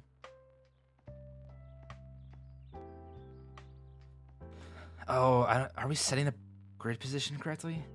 Yeah.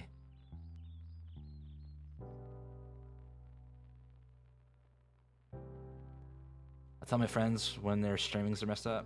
Nate on the other... I know, Nate's the worst. He never tells anything wrong.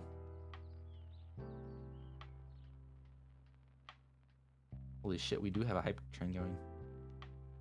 I think this is maybe my first, maybe second time hype train on a random Tuesday. Let's go.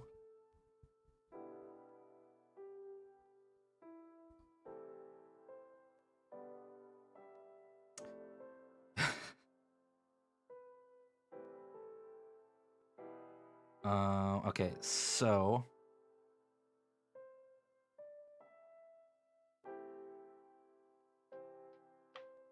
the main issue is that I don't think our update grid position's working correctly.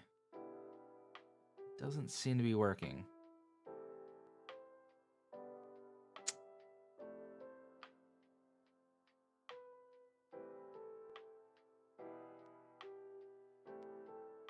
Current.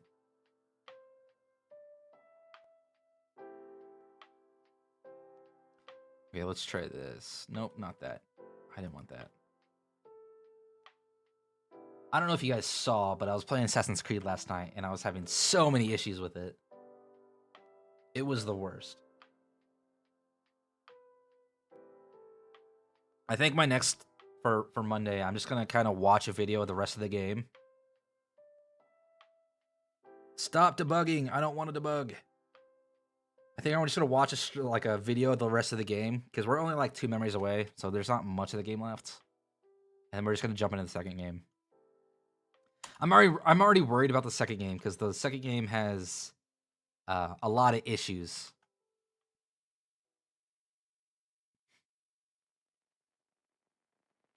The second game is full of glitches. So I'm already worried about that game.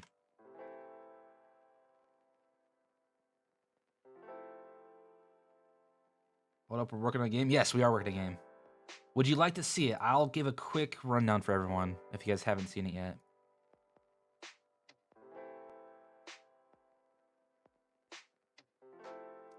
So this is a game I'm working on for my master's, for a master's degree. So I'm currently working towards a demo. So currently there's not much art or sounds on it. So that's kind of be our last thing we're working on, because the main thing about my master's is I'm focusing on using AI to generate quests. So that's where most of my coding went into. But there's still a lot of coding everywhere else. But this is a turn-based strategy game. We have a save system in it. That's kind of what we've been using. We also have, you can do a new game. You can exit. The exit button does work. So we can go into a loaded game. And this is our world map. As I said, the graphics aren't quite there. That's going to be a couple streams later. We'll be working that in a couple weeks. We're just trying to get all the main functionality done. But there's a tavern system and town shop. So in tavern, you can go to quest. You can select a quest, accept it. My quest generation isn't quite there yet. I mean, it's working in the back end, but I need to connect it up. So that's what I'm working on this weekend. So hopefully I can show you the guys next week. We have a shop system. This does work. This is our current inventory. You can go in here. Sorry, my scroll really doesn't work for this. I need to figure that out. But you could buy potions. As you see, it's updating, removing gold. You could sell stuff. It's updating gold, getting rid of it. We could go back. We could save. So this is like new stream save. Go back to the main menu. We can load that new stream save. And you can see that has all of our data left here. You can go to your team management. This is our current team members. You can click them, check out all their stuff. Hey, Gib, welcome in. How are you doing? We're currently going over my game that I've been working on. So this is our team management. You can click your little guy, see their equipment, and see their stats. You can change their class. Currently, we don't want to. You can change their... Well, you're going to be able to change their equipment and abilities. That is still currently on the list right here. That's what we're going to be working on after we get this battle setup going. Doing good. Just got home from work. Nice. Well, welcome in. Welcome in. I hope you are able to relax and watch this chaos of whatever the hell I'm doing on stream. It's not much chaos. It's actually pretty chill. These are our 2 combat zones, so we can move it. We're currently in Salem. We can move. I used to have a little guy that moves across. That's currently bugged. I think that's one of my bugs. I have 2. A player agent won't update correctly, so they won't move. Yeah, that's what this bug is to fix that. But there's a percent chance that if you go into here, it'll trigger a fight. This is the battle setup. This is currently what we're fixing. Oh, I just froze. I don't know what that's about. That might be another bug I need to fix. Let's try that again. Okay, so this is our battle setup. So this is like you can select your characters that you want for the fight. So we're gonna put Merlin, we're gonna put Robin Hood, and we're gonna put Sir William in. And this is kind of what we're... Oh no, the ad break right now. Dang, I didn't see it. It didn't let me know. Okay, we'll continue this when you guys get back. Damn, that sucks.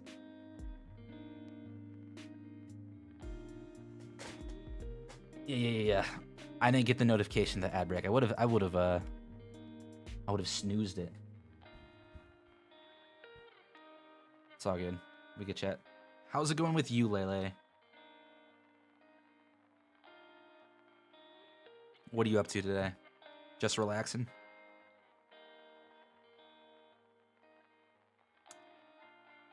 I know it's gonna be mid-work week, so tomorrow I gotta go into the office, and then we'll probably come back home, do more game dev, and I have Pathfinder tomorrow. So that should be fun. It's a private Pathfinder, so I don't know. I can't really... I could tell you guys what happens if you want, but I play a lot of D&D stuff. Thursday we'll be doing stream. I want to do more Escapist 2, but it seems like there's a new season for the finals. It's coming out, and I think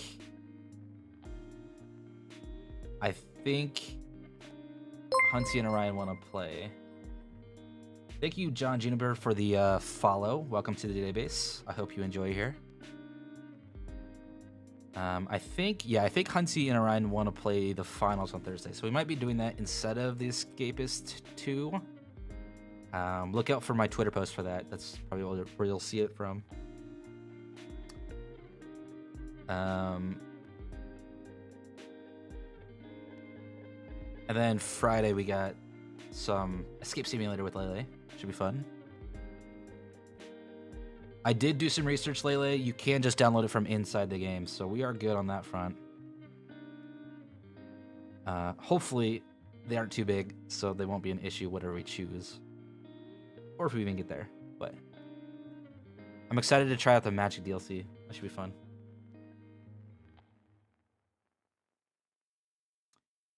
And I guess there's an Amogus DLC that came out, I think, in January sometime. It's kind of like the Portal one. The Portal one is kind of smaller. I assume the Amogus one's probably small too.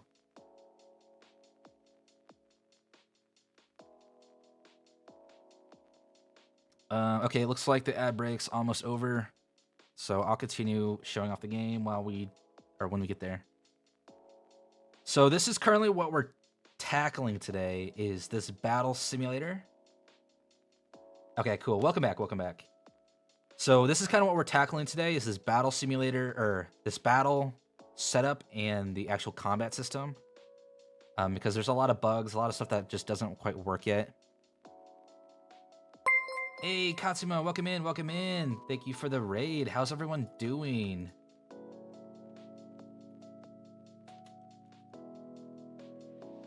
What are you up to? You playing some Fortnite? Nice. How did your Fortnite go?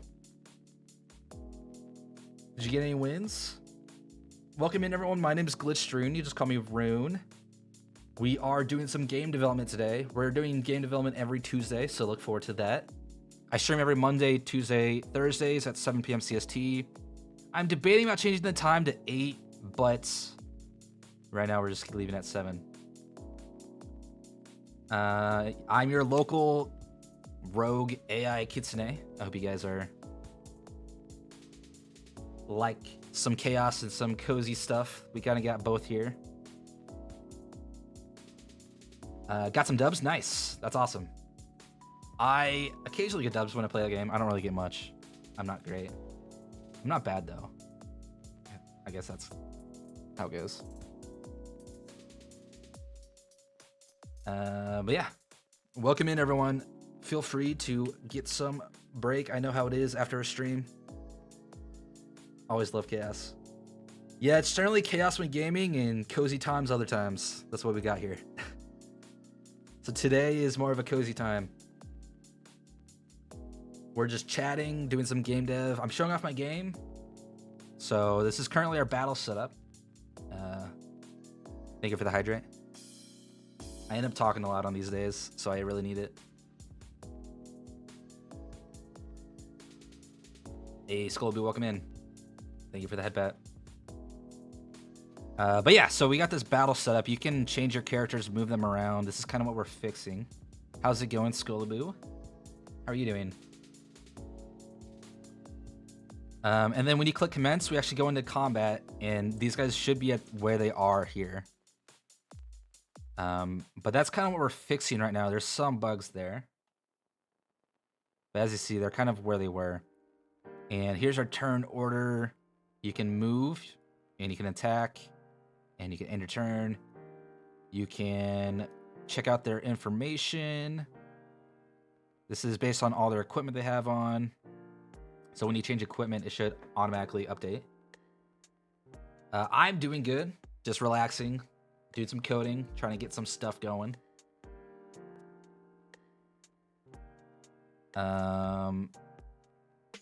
But yeah, so one thing is I gotta be able to, like, if I click attack, I should hide it.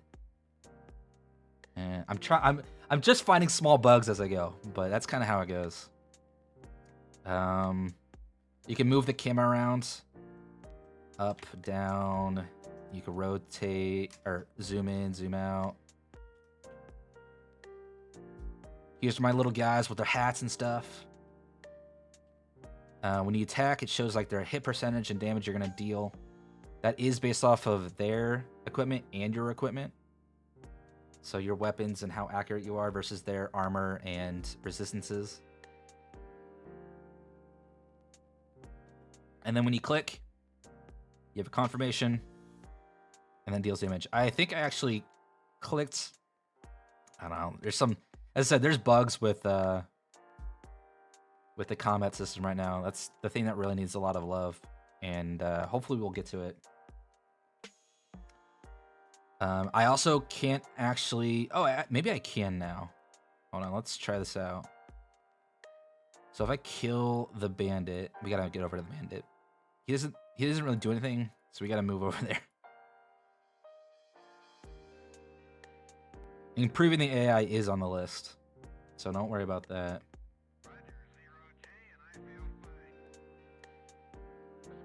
So we can move over here, and we actually can only attack once per turn now, which we used to be able to attack multiple times per turn.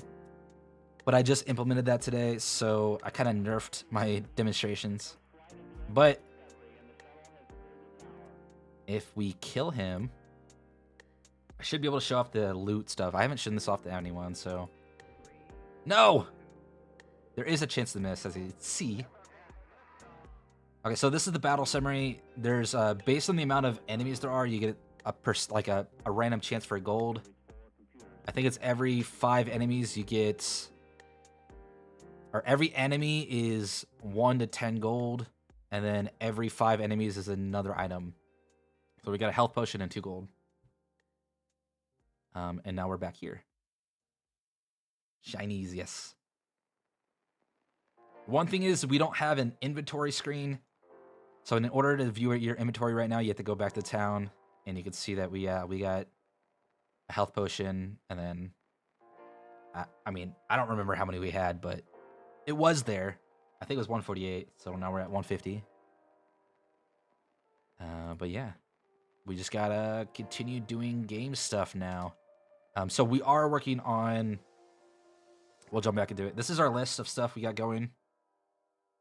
There's still a little bit left for the main core gameplay, and then we have some bugs here. So this is currently what we're tackling today.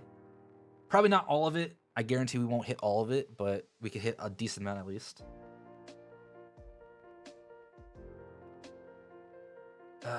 So yeah, we will try to see... this is what we're currently working on. This is battle setup. So currently we have a bug with it, which I could show off, and then we'll dive right back in. Where if we put him here and then put him here, his... Sorry, I gotta pull this up because this will show it. It says he's technically in 2 different spaces. Like, it says he's Sir William's here. Not that one. Maybe this one? This one? This one. It also says he's in this one. So he's in this space and this space. So it's not quite clearing him out yet. Or correctly. So that's what we're trying to fix. And we were looking at this because I think the get grid position isn't quite right.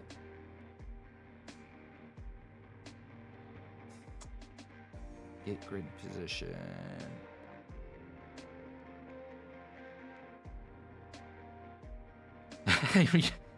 My man has achieved 2 spaces at once. Your work wants to learn that. That's true. I guess most works would have liked that to happen. He's currently holding 2 positions at the same time. Unfortunately, we don't want that, so we gotta tell him to stop, I guess. Get him out of here.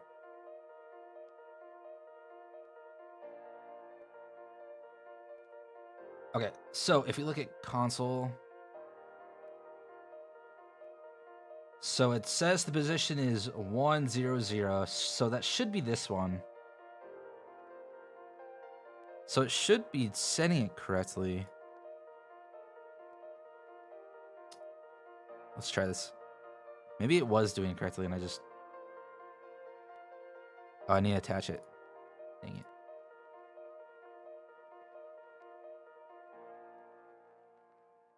Okay, so old space is null. Get grid position was, what was it saying? Okay, buddy, you gotta calm down. 000. Wait, it didn't go yet. What?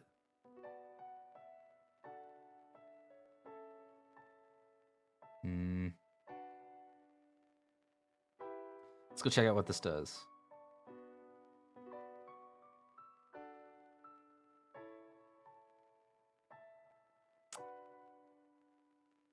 I have a feeling this is kind of giving the wrong location. And that might be my fault. But...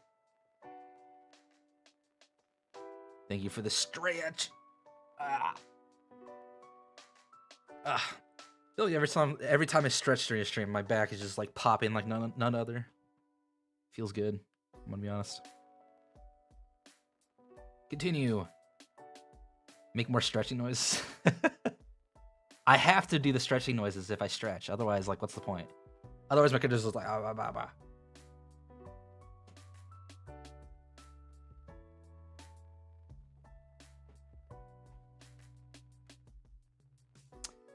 What am I doing? I don't know. I gotta click another space. Make more, make more. You just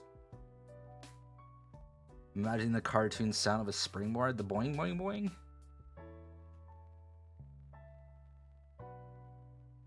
Can I just... I don't have the booba for it. There's just... I'm jumping up and down, nothing's happening.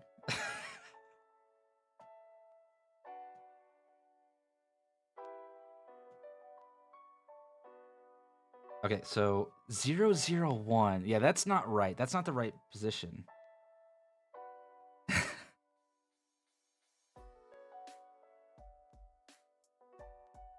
Because it should be... Wait, no, 001 is the right position. Hair physics is enough. Hey, I'm thinking about getting... You need to have cover them pecs. I'm thinking about getting long hair for my next model, so... I'm gonna have even more hair physics, hopefully.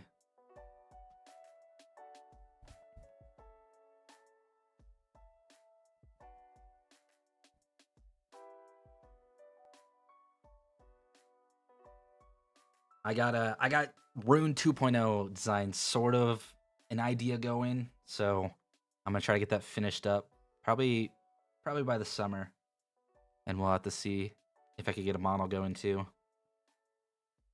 But models take a while, so that won't be for a while.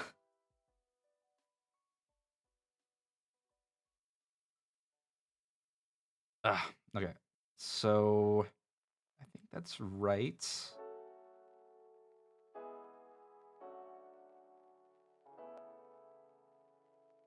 Why is all grid spaces empty though?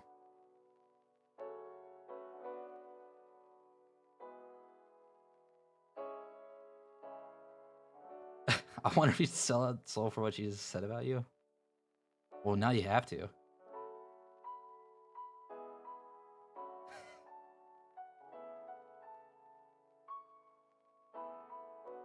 Okay, so I think this is the issue. All grid spaces is null, so it's not finding any grid space.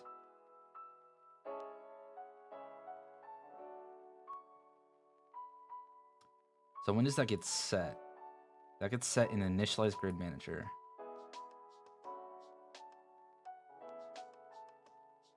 Yeah, my hair looks scrubbed. Wow. Okay.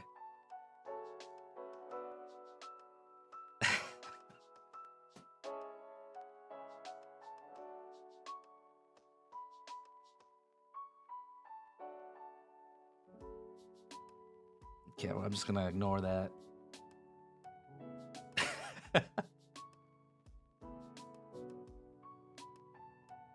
No, not new game. Okay, so I set up. So I think it's because the grid isn't being loaded in. Characters. No, that's not what I wanted.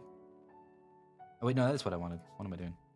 Grid spaces is null.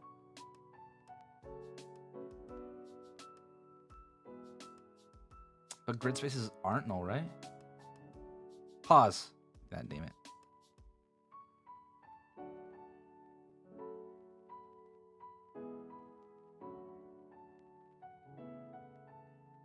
I can't tell if grid spaces is null or not. Oh, because we're not on the screen yet. It's not right.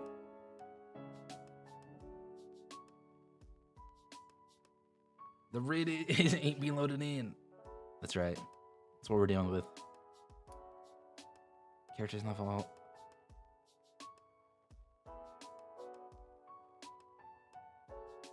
What?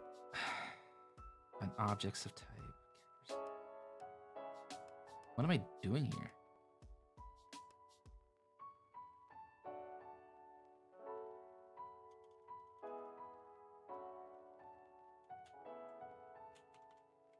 Grid space.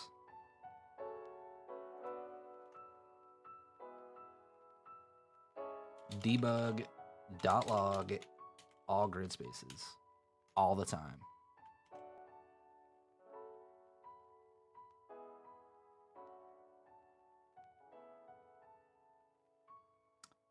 Load game, stream save. 0. That's not right.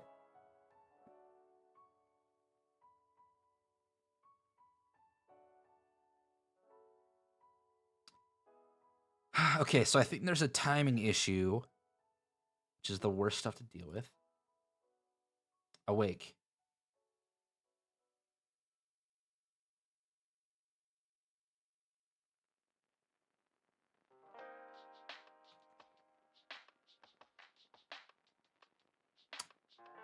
Okay, so battle setup. Where's the grid call?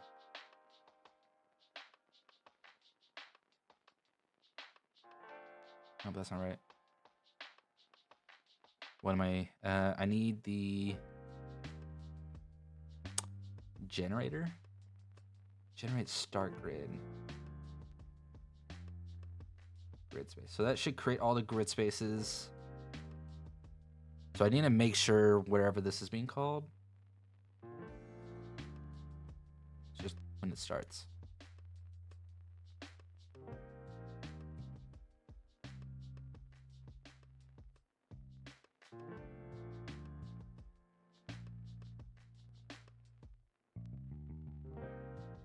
I don't think I need this destination space.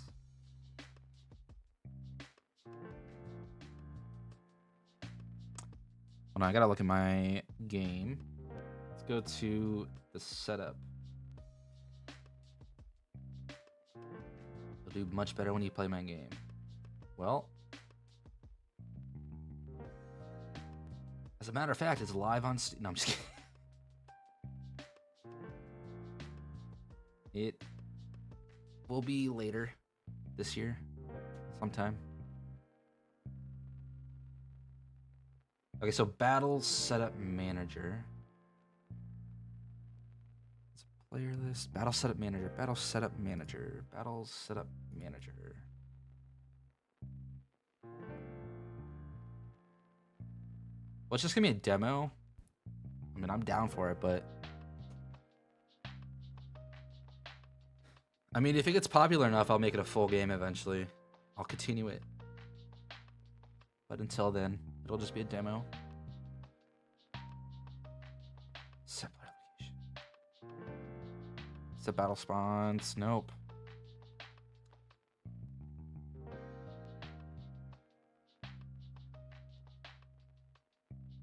Like, if I get enough interest, I'll make this a full game. Hopefully it'll be a lot more interesting when it doesn't have 0 art in it, you know? to me, that's the only thing that's like holding it back as a personal preference. Like, it just doesn't look interesting. Besides, I don't. It looks boring. I need art in it. You smell like the color lemon. What does that smell like? Because that's like not lemon, but it's a color lemon. Lemon pledge. Okay. I mean, it's not the worst smell in the world. I keep seeing indie dev memes going, yeah, but that doesn't mean you should call me out. For like what? I mean, I know there's a lot of indie solo dev stuff, but I'm not planning on making this a full game. I like messing with stuff and doing new things with my game dev, and eventually keep building up. Like, I've learned so much from this project. Like, you won't even understand how much I've actually learned by doing this stuff. It's kind of crazy, all this stuff you kind of get into when you're working solo. And I made decent progress in the last 2 weeks. So, like, if I actually worked on a game, I feel like I could get it out pretty quickly. One of my main goals is I want to actually release a game this year.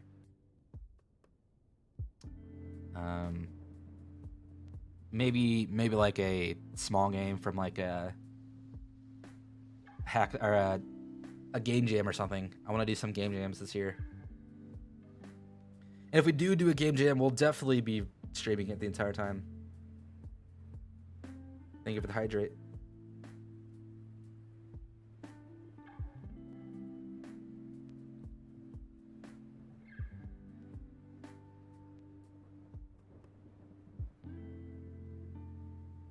Yeah, like, honestly, if I continue this project, I'll probably just basically scrap all this code and just redo it. Because, like, if I'm looking at this code, this is just spaghetti code. I've learned so much from it. I can make it so much cleaner next time I do it.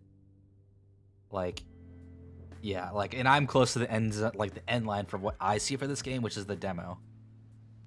So yeah, I totally get it. Like, when you're going through a game dev thing or any dev thing, you learn so much stuff, and you just kind of go at spaghetti.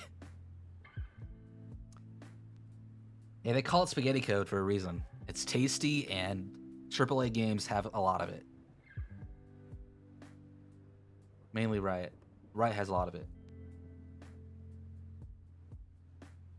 Y'all 2 games credit this year? Nice. What kind of game am I making? This is a turn-based strategy game. I'm gonna hopefully release this as a demo this summer. Oh, I guess this doesn't really help.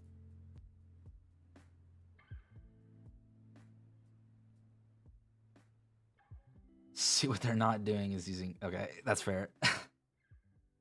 Gotta use the fancy noodle code. Like, some are, hey, this is my game, and the only honest to react is other devs. Or like, man, this is hard, I'm just turn on a different game. Or time to start the new project, the old project. Yeah, indie devs is really about, like... I don't know if you guys have probably heard of him, but like Pirate Software, he's like a really popular dev right now in the streaming community. I think he won Software Dev of the Year, maybe, or Software Streamer of the Year, or something like that. But he talks about a lot about this, how like people start a project and it's all shiny and new and they're really excited to get into it, and then like halfway through, when you're actually having to do work, you get bored and want to start a new project. So a lot of indie devs basically just throw away their current project and go start a new project, and it's this forever cycle of that. And that's why like a lot of indie devs aren't like releasing games. Oh, hey, we got the fox going. But I totally get that. Like, I feel like I've done that a couple times, and I want to stop myself from doing that. So that's why I'm like, this year, this is the year.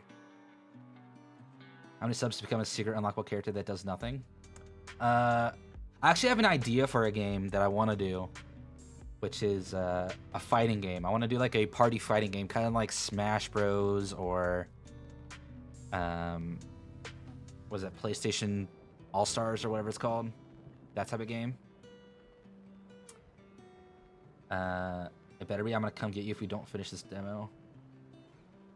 Well, your game or my game? Because I need to finish my game for my master's degree. So. But sorry. Let me get back to the other game. I actually want to make a fighting game that has VTubers in it. So eventually, I'm gonna ask VTubers around. Yeah, VTuber Smash Bros. Eventually, I want to get that. So that is eventually a thing I want to do. But I'm gonna do that later because I kind of want to try to meet more people, get more, you know, VTubers in the mix, find out more interest.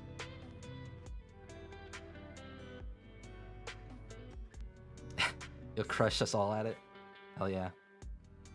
It'll happen eventually. It's not my next game, but maybe in the next year I'll start messing with the fighting system. That'd be a big project, so like it'll take a while. I just need a lot of free time, which right now all my free time is in streaming and my masters. So there's not a lot of free time going down. You want to be a D tier character? You're gonna be the Yoshi of Smash Bros. Or of VTuber Smash Bros. Is Yoshi any good anymore, or did he get a buff anytime soon? Nate, you gotta let me know. You're the Smash Bros. The soon-to-be Smash Bros. Streamer, right?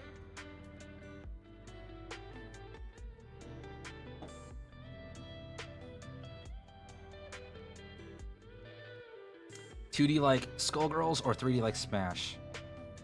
You thought he was fun with play? It depends on what art I can get. I think doing 3D would probably be easier to be able to get characters into. Like, I could have base models and just kind of get artists to kind of throw stuff on it. So if I want to add a lot of characters, I think 3D will probably be easier like Smash. But I don't know. Yeah, it's definitely would be easier for making the moves. It just depends on, like, I don't know what my artist, you know, abilities or availabilities are. Well, see, the thing, Nikara, with it is that I could do 3D and make it look 2D. So that's, like, it just is how I'm coding it and how I'm able to use or make, to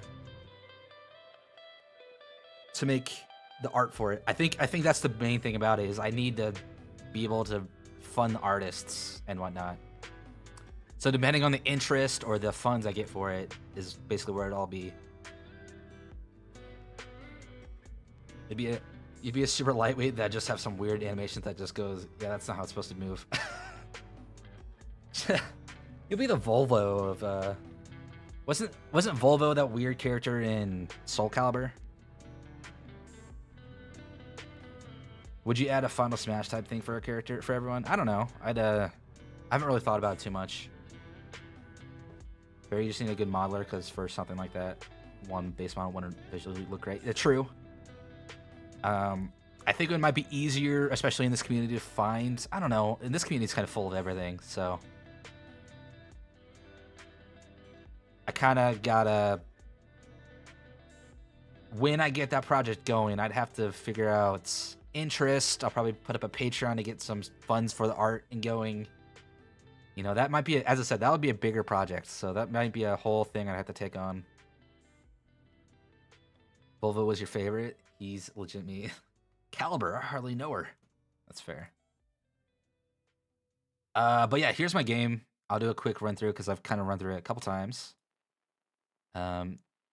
Basically, this is the world map. You can move around. You go into combat. You can go to shops. There's a town shop. This is a turn-based strategy game, so you'll see that in a second.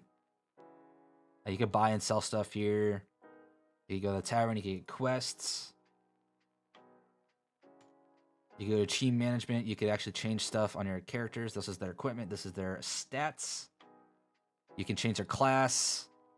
And eventually equipment abilities. It's currently on the list. We have a list of stuff we're trying to implement today / this weekend.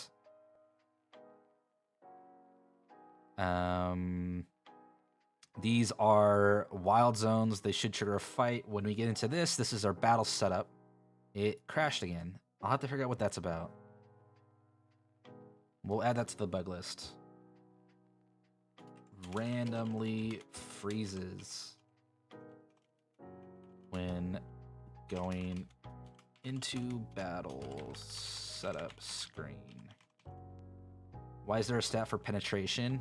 God, get your mind out of the gutter, Nikara.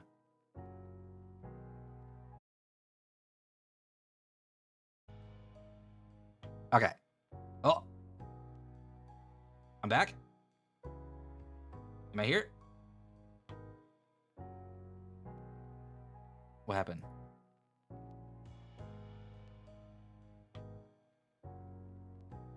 Okay, we back.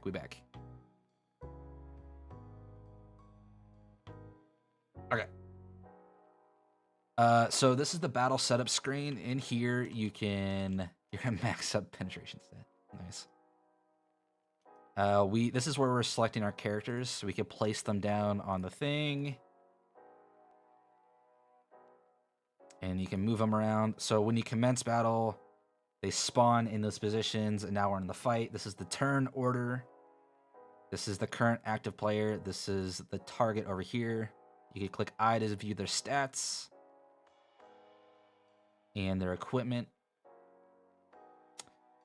We have attacks. We also have abilities, items, health potion. Health potion currently heals people, obviously, and attack obviously damages. And we can move this guy up. So currently, that's kind of what I have going.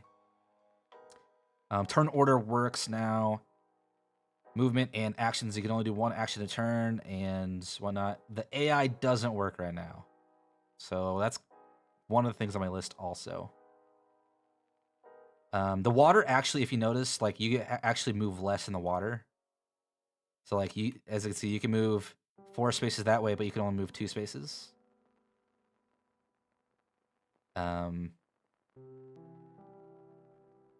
So,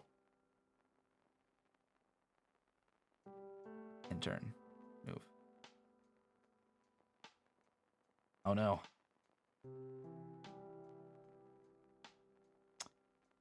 My stream isn't loading.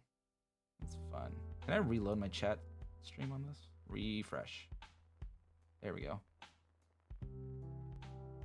Oh, the thing didn't work? Damn. I think that's because it reload aired. That happened last night too. Is that a thing that's gonna happen?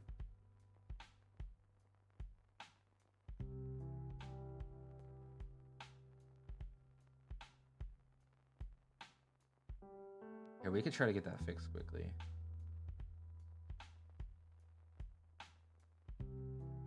Let's see.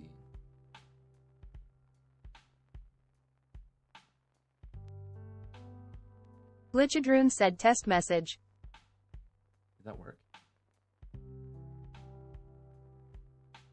you guys hear that?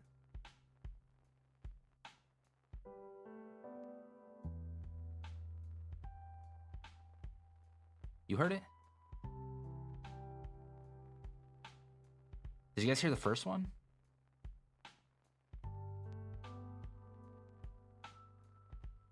I know it's on been on for a while, but you look so fluffy. Thank you.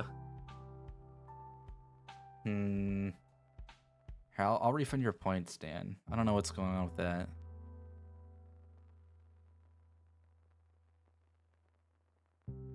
I've been giving your channel points back when they don't work.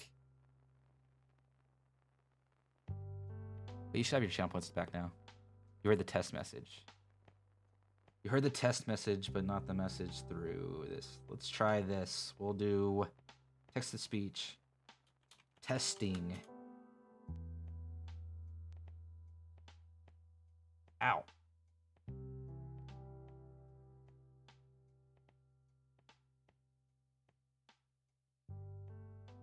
Did you hear testing? I'm assuming not because it didn't show up on my thing. Huh. Okay, well, apparently that thing is out of commission, so we'll just take it off. That sucks. I'll have to fix that later.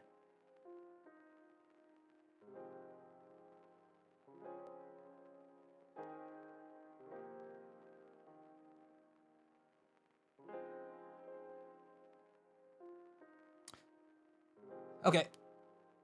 Now back to it. I don't remember what I was talking about. What was I talking about? The fighting game. Yeah, that'll be a thing in the future.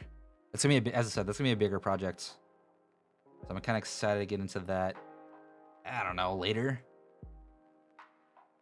I kind of want to put out more games so I actually have something out there instead of nothing as I have right now. So maybe a goal for 2025. As I said, this year we're gonna try to do some game jams and try to get the game out. I was trying to show off what happens when we end game 2, because that's the last thing that we can show off. Whoa, what was that? That was a weird choice. The AI also doesn't have anything going on. It just kind of sits there right now. That is on the list.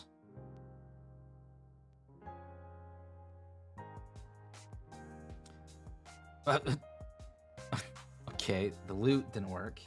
Ugh. The path is very finding, true. There's a lot of errors going on. I don't know what's wrong with that, but still a lot of bugs. So we got to do some QA testing to figure out what's going on before my masters, before the demo is good. But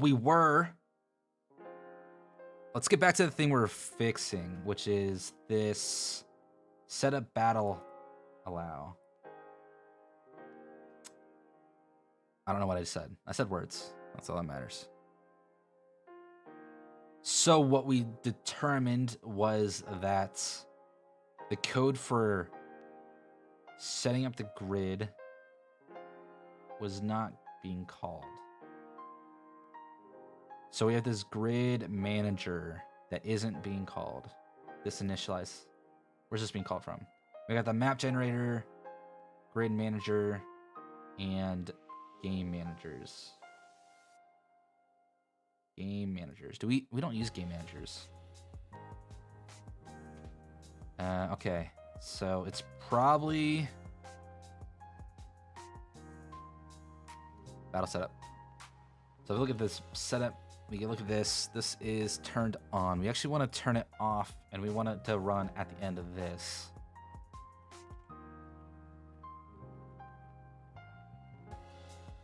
So I'm actually going to, in this grid generator, because we want it to happen after we generated all the start grids. So we're going to go like this. Then we're going to go find object of type. What is it? Battle. Battle setup manager.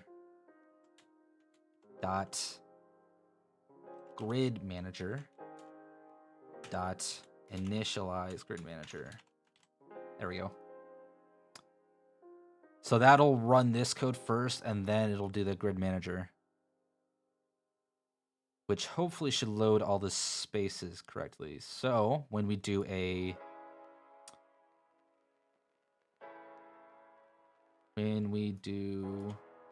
we can check that to make sure the spaces are there. And then when we do a get space at, we can hopefully get it. I'm gonna go to sleep. Okay, have a good night. Thank you for hanging out. I appreciate it.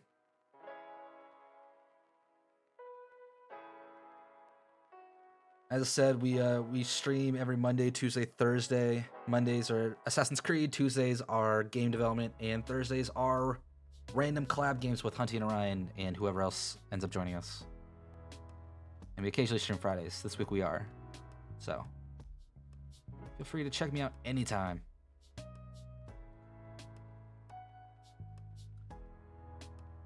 Okay, so I think that might be good now.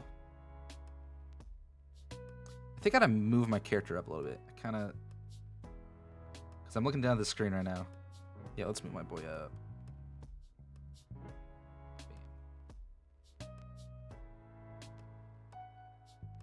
Okay, there we go.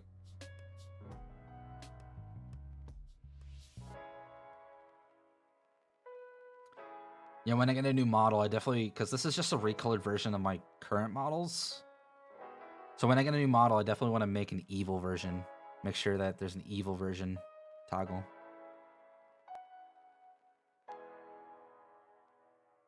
So I want an official evil version, not a jank evil version as I am doing them now.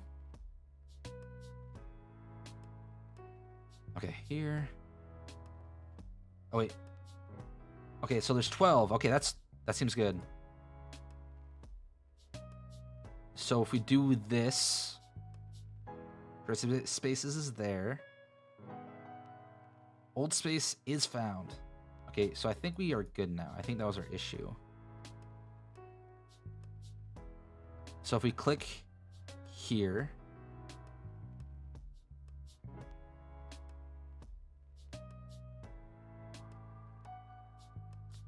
so we want to see what this space says. I think this space should be nothing now.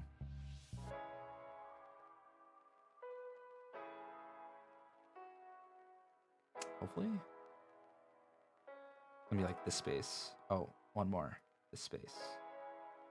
Okay, yeah, it is occupied, not, and then character on space is none. Okay, that's good. That's what we want. It's what we want to see. So I believe that means this probably just works now. It just works. So we can mess with this a little bit. We could just move this guy around.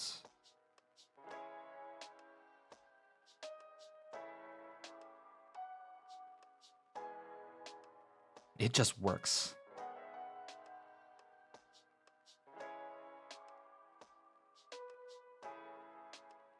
Okay, it seems to be working.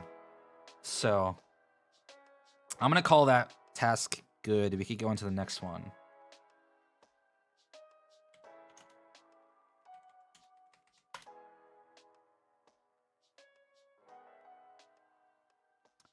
Okay, so we can try to improve the AI. I kind of want to do that last because it's not that important.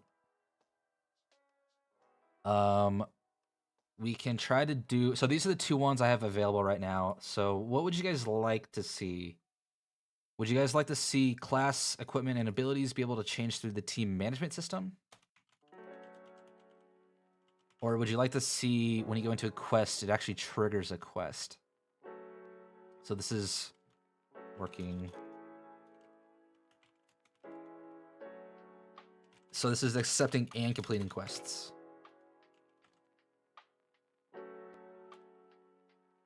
Which one would you guys rather see right now? Because we have time. Depending on how long they take, we could possibly do both. But we'll definitely see one of these. I'm always leaning towards... Oh, you're looking for quests. Okay, we could do that. So currently we have a set of quests. So one thing I'm gonna... So the quest is gonna be a bigger thing. It's obviously gonna be even more into it when I get to AI implementation. But for now, what should I do? Star, I guess. So what we want to do is we want to accept a quest from Tavern. Only accept one quest per location. Show quests in battle setup.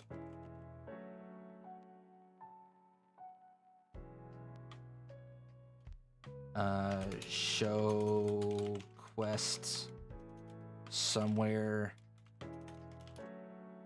Maybe we'll probably do pause menu. Might be a good place for it. In combat. And then completes quest. Should we just complete the quest at the end, or should we have them go back to the tavern and turn it in?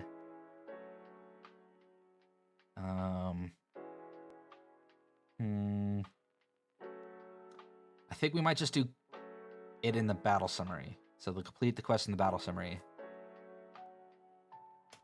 Completes quests and gets reward In battle summary. So this is what goes into this. So this is kind of, I think these are all rather simple. There's just a lot of small parts. So I think we already have accepted quest, but we want to have it saved to game data, which I don't think is what we're doing right now.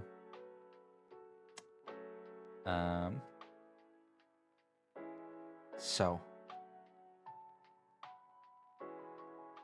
yeah, let's get into that.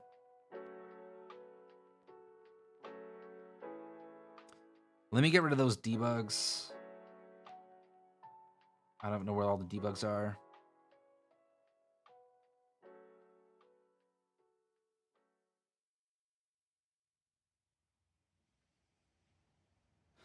Debug.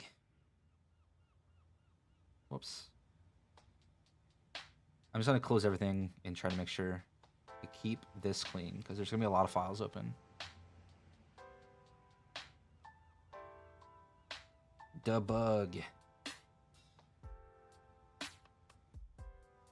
I guess we could just be like debug. Nope, not here. Close. Debug. Nope. Debug. Nope. Debug. Nope. Debug. Debug. Did I remove any debugs? I don't think I did. Huh.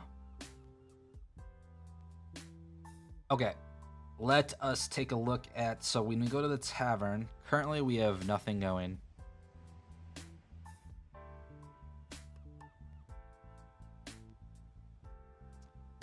So we go to quests, and this is loaded from, I believe it's just whatever is has to enter the tavern. Which we'll kind of increase how these are generated later. As I said, I need to connect up the AI stuff to it later. That's not quite done, so I don't want to work on it yet. But we can kind of fake it for now. Basically what I want to happen is we'll add, for the demo, we'll add a couple of other locations, but like, I want it to be able to see what locations are right next to it, and those are the quests that you can find in the town. So I want to add a location over here, which is like this map. That will be like the tutorial town, and then it'll also just be a random town after, or a random wilds after. So that Camelot has access to these three, where Salem will have these two, and then I can add another one over here. So it kind of demonstrates that the quests aren't just random quests, they're having to do with the stuff that's around them.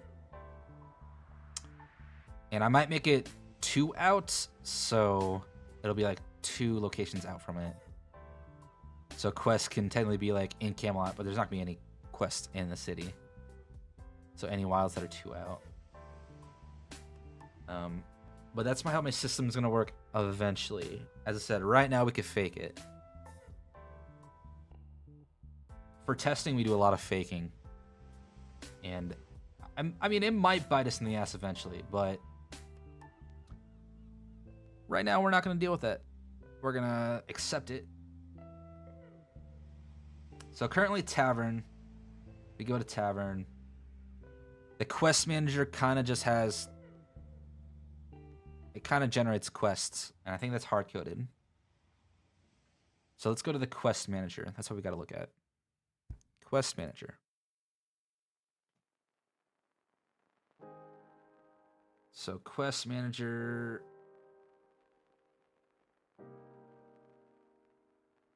Generate quests. So this is just generating 6 elimination quests in the forest. So we're gonna do 3 elimination quests in the forest, 3 elimination quests in the ruins. So that we can demonstrate the different locations.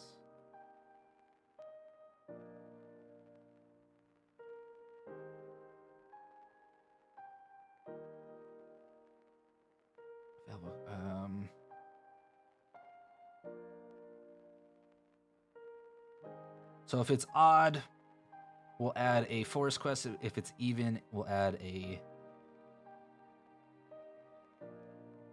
Okay, so we'll be like this. We'll be like, oh yeah, var location equals... I think it's I mod 2.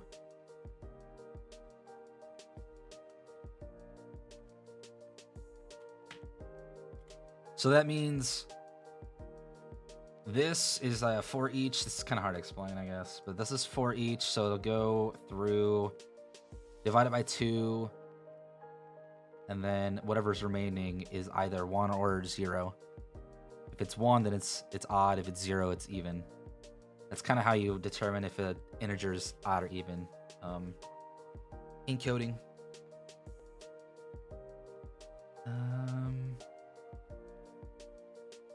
How much time do... Okay. So I think for the next ad break, I'm going to take a 3-minute break to go get some more water. Kind of running out. So, soon. Trademarked.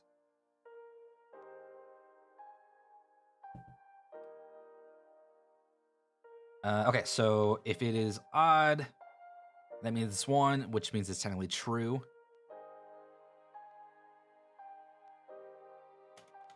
Equals 1. So if it's 0, then it's even, and we'll do forest. It doesn't really matter which one. Otherwise, we'll do ruins. It's kind of arbitrary at this point. So location, we'll go that, and then we'll do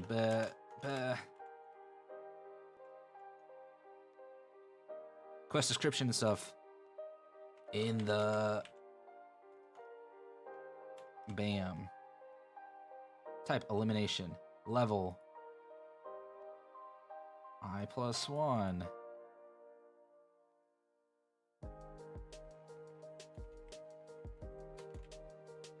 Divided by 2. We'll replace this all with this stuff.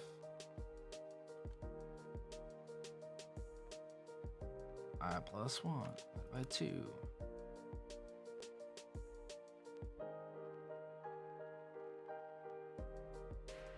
That'll be 0.5. Ceiling. Math dot ceiling. Math F dot seal. Easy. Look at that. This is totally gonna function first try.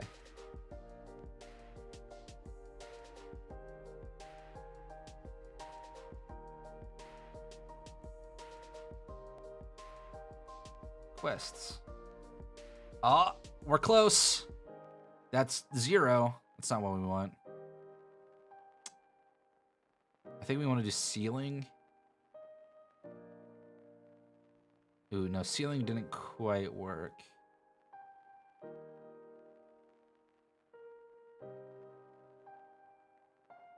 Oh, I know. I think if we do 1 divided by... So this is an interesting thing with interacting between integers and floats. Floats are like decimals, so they can accept more. So I think if we do it this way...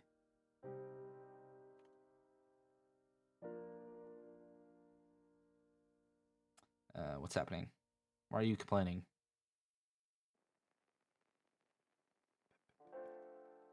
One to me. That's what was happening. Maybe this will work. Quests. Quest ruins forest. Okay, we need to put a space there. But that seems to be about right. And if we click 1, it'll say quest 1, forest level 1, quest description and stuff in the forest. 1 gold. 1 gold. 2 gold.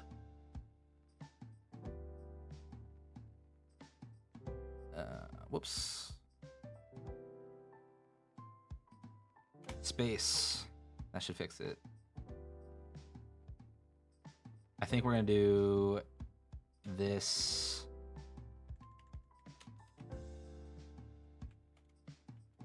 times 10. That makes sense.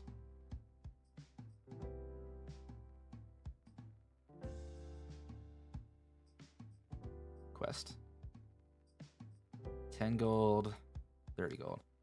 Okay, cool. So we added some variation to our generation.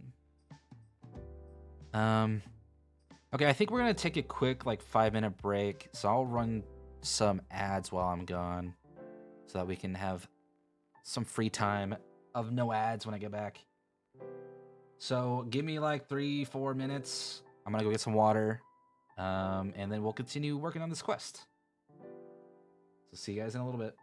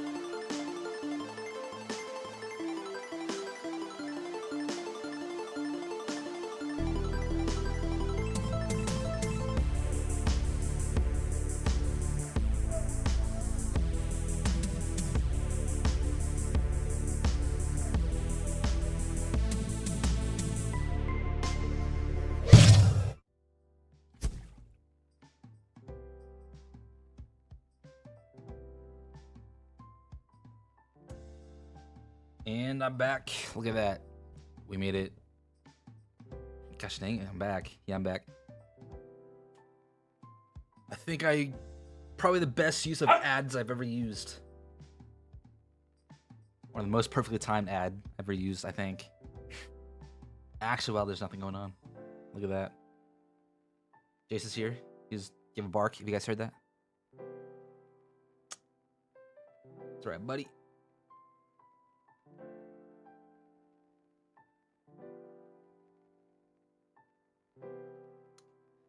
Okay, so we updated our quest. Your dog had got to be on camera yesterday. Hey, nice. Shot off Scout.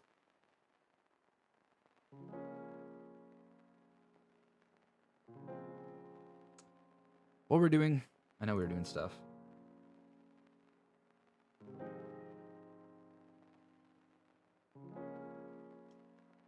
No program that alert you to ads and does some cool stuff like turn OBS stuff on and off depending if you want. Totally. I'd be interested. Is that Zay's thing? Is that Zaybot or whatever? Is that what you call it?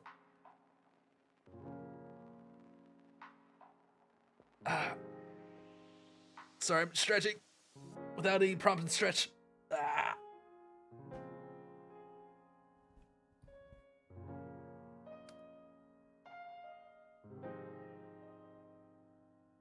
Okay, so we need to accept a quest from the tavern. We kind of already have that. You've also learned that having a little clip compilation is a fun thing to have during ad breaks. That's true. I don't generally do much ad breaks. I guess I could try to do that a little bit more often. I just need to time it a little bit better.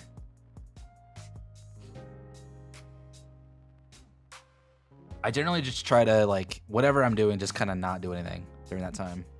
It's kind of what my go-to is. You know, there is one thing I want to do, though. Maybe, Nate, you can help me with this. Is I want to have a stream deck button where when I say something highly suspicious, I need to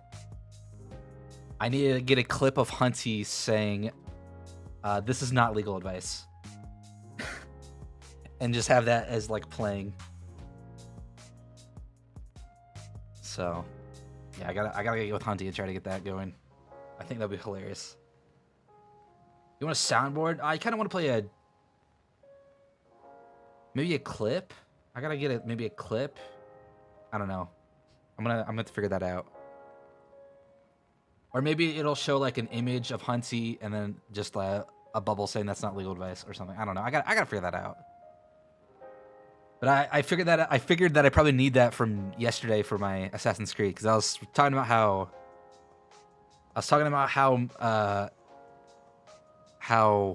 we should just murder everyone and that'll solve everyone's problems. And I was like, you know, if Hunty was here, he would say this is not legal advice. Oh my god, you're so cute in this avatar. Thank you. This is my fox avatar.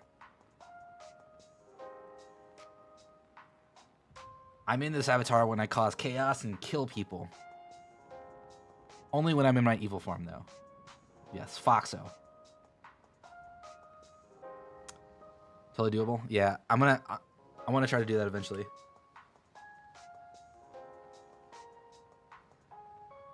TBH, dragons are your favorite thing? That's fair. I mean, I like foxes, but dragons are a cool second.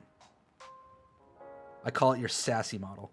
It is my OG model. I had this model before I had my other model. Nate is right. If you go look back at my original streams, you'll see that I use this model instead of my other model. Don't go look back at my OG streams. They were pretty bad. But, but if you do, you will see this model being used.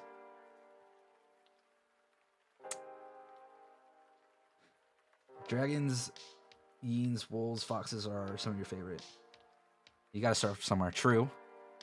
I definitely did have to start somewhere. There is definitely a very, very large difference between me now versus like a year ago.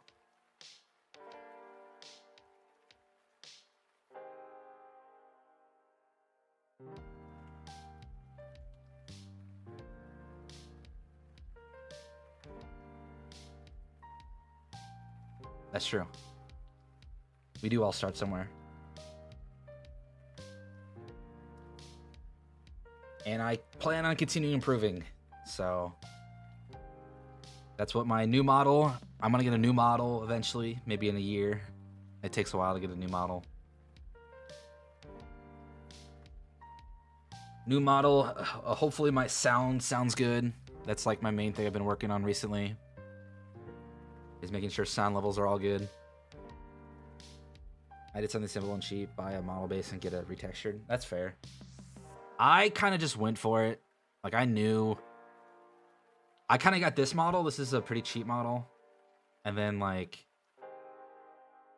I kind of knew and kind of went for my other model, which was a little bit more expensive. Audio is the hardest thing. It really is. I mean, I think I've gotten pretty decent at it just by looking at the audio mixer. Like, I would say I'm probably a little bit loud right now, but that's fine since it's just me. You guys can just turn me down.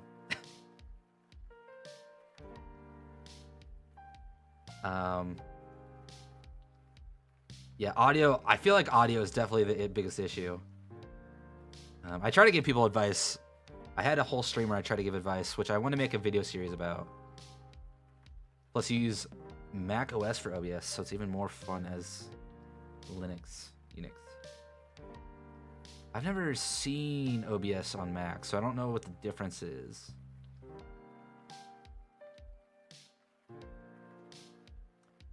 But I feel like I've gotten pretty good at like eyeballing the levels, because like there's kind of some simple rules, like when you do stuff, it's like, oh yeah, this should be hitting this decibels, while your mic should be hitting this decibels.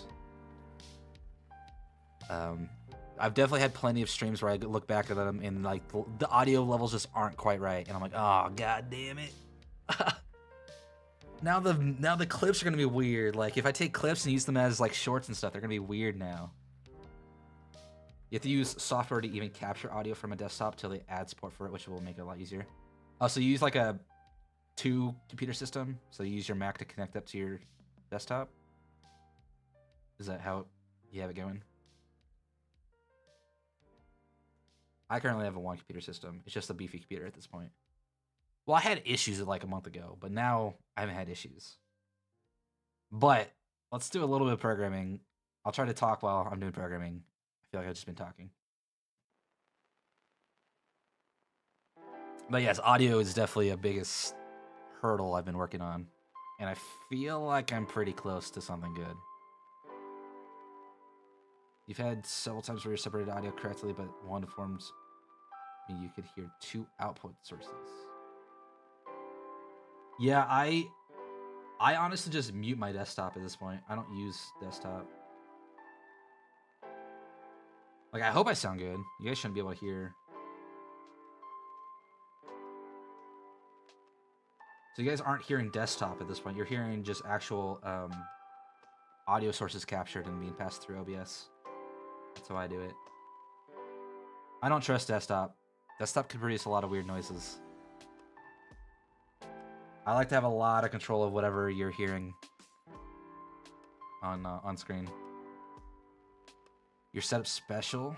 Mac Mini based for streaming, capture card for Xbox Series X, and Mac Pro for coding and WoW. Oh, okay. You have a ball of audio for my blue snowball. Ah, I see. Okay, I have a mic. I have an SM7B that's connected to an audio. I forgot what these called. And then it's connected to my PC. My PC just has everything on it. As you can see, I'm currently just streaming my desktop. Mixers definitely make it easier. True. Let me get some coding. That is one series I want to make. I want to make a lot more content for like actual like YouTube stuff when I'm done with this project and my masters, because I'll have like honestly right now a lot of my free time is just bought up by masters and some vacations that are coming up. So I haven't had really much time to do much else, like dedicate for streaming or content creation. And I've been really wanting to make more content. So after Masters and I have more free time, so like in May, June, I'm going to start trying to make a bunch of videos and shorts and start pumping that stuff out.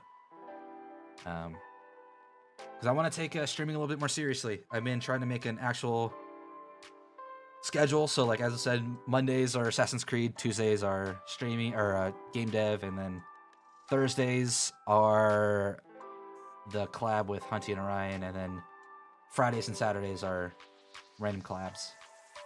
So, hopefully, when that gets all said and done, I'll make a series based on a stream I did a while ago that I kind of went through like the very basics of learning how to stream. And I know there's a lot of those out there, but I don't know. I feel like there aren't really many meant directly towards VTubers. And like, I don't know. I just kind of want to get it out there. I feel like my insight could kind of just point to a video that I know has good content for me, because there's just content everywhere. And I know me putting out another thing is just adding more content to the goddamn internet sphere of content, but I don't know. I think it should be good.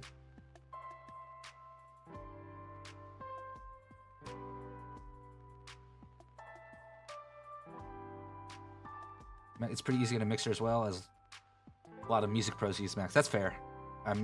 Yeah, Mac for music is really popular. There's only one good VTuber program for Mac OS. Which program is that? I only really know. I mean, there's 3 I know. I don't know the Mac OS one.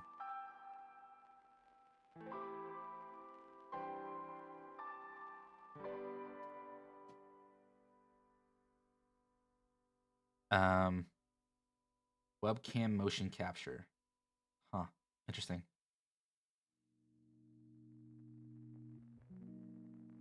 Yeah, that's kind of annoying.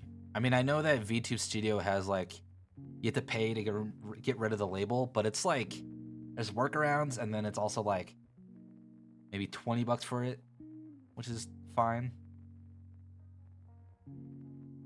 Not that big a deal. I think for most people, if they're taking it, you know, a little bit more seriously and not just trying it out. Does VTube Studio not work for macOS? Like, it's famous for being used for iPhones, so I would assume it would have been good for macOS. They did give VTuber Plus for macOS.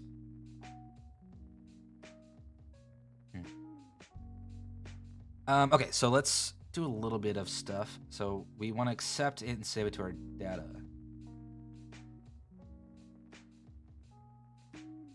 Most software does not work. The only way is to use Wine. Let's see. Okay, so when you click and click accept. Plus it's now use ARM based for the new Macs as a hit. Okay. Yeah, I don't know. I only use Macs for work. I don't really use Macs for anything else. I know Macs have a lot of issues with popularity and maybe not popularity. It's really good for music and art, but like when you try to use it for like streaming and game development and programming, it gets really, really weird. So we're gonna activate quests. So that's when you click a quest. So when we activate the quest, we want to actually save it to our game data.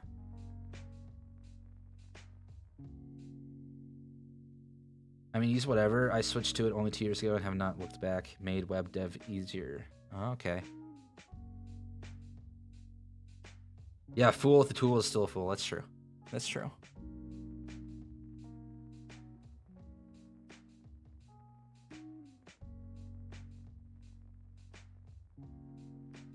Yeah, unfortunately, that's like the biggest weakness for Macs, right? Is gaming. There's not many. I mean, there are games that you can play on Mac, but it's definitely the less supported system out there. I mean, as I said, for my job, I use Macs, so I code on a Mac. So, but you can't. I don't know. Like I do C sharps. Like this is C sharp, so this is using Windows Visual Studio. So it kind of gets weird when you try to use Visual Studio on Macs. I think the Visual Studio is on Macs. Like there is a version. I don't know if it's supported anymore. I don't remember. The funny thing is we use a VM. I think I've said this before, but we use a VM from our Macs to our company servers to actually do our coding, which is a Windows VM. So we don't even use Mac OS for coding. We just use a Mac system. Yeah, it's weird. Okay, so when we accept, we want to save this to our game data. So our game data is here. So save data, we need our quest list. So we need to add a quest list to this. That's comment data. We need our save data. Active quests.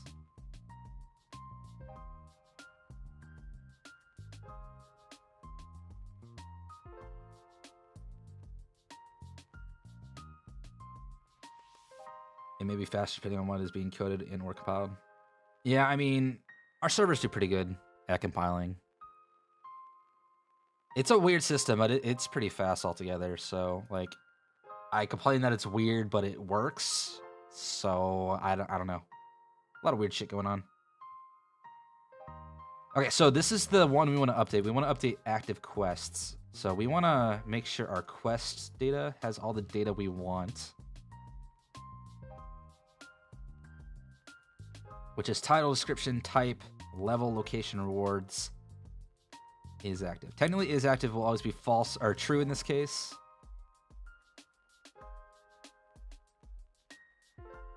But that's fine.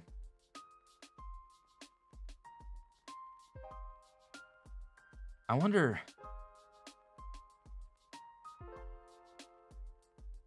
I'm debating on how to do this. Should I add an ID? I mean, if it's auto-generated, it's not gonna really matter with the ID. I think this is only gonna be an issue now when we don't really have... when we're just creating quests, like, hard-coded. So I don't think we're gonna worry about it. But when we accept a quest, we want to add it to this game data.save data. So active quests, when this is added here,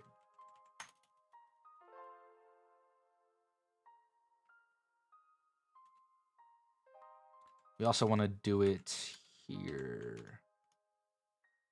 Game data.save game data. Dot active quests dot add quest. There we go. So we add the quest to our save game data, and then we want to load it. So when you get quest list,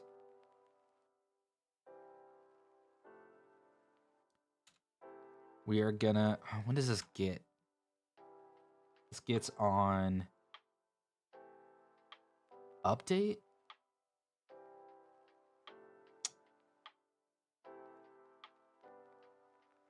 It's an update. No, we want to do it on generate quests.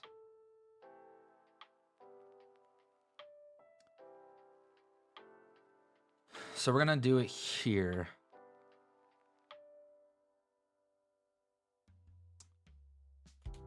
We're going to do...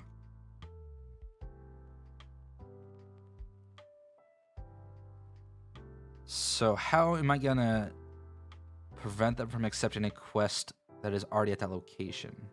Well, okay, let's worry about that later. Let's just load all active quests. So quests dot add range game data dot save game data dot active quests.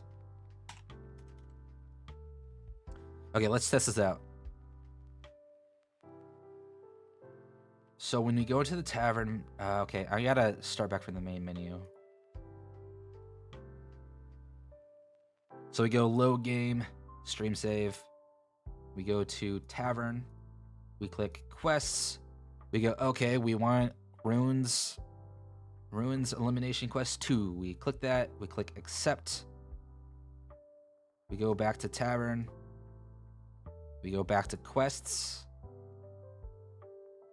And it's been accepted. What if we leave? And we go back to Tavern. Quests. Okay, it didn't add it. I don't think.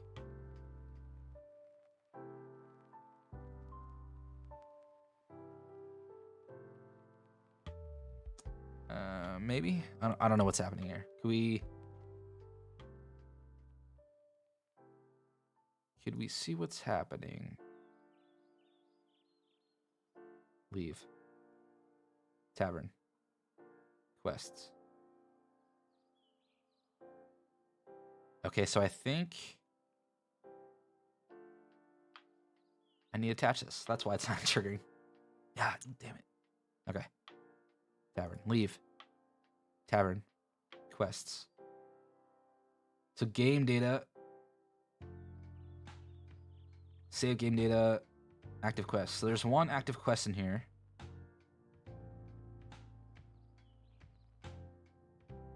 Quest manager. Okay, what's quest manager doing?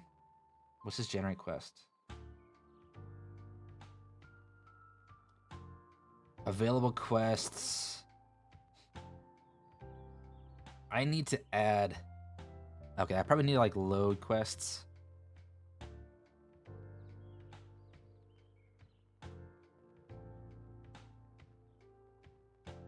What is quests? Updated quest list. Okay, I don't know. Okay, so we probably need to do like quest manager dot initialize quests. And then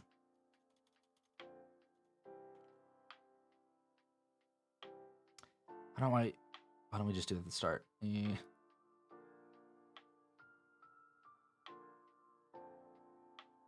Yeah, I don't know why. Okay, we should just do it at the start. I don't know why we're calling it from here. We could just be like void start.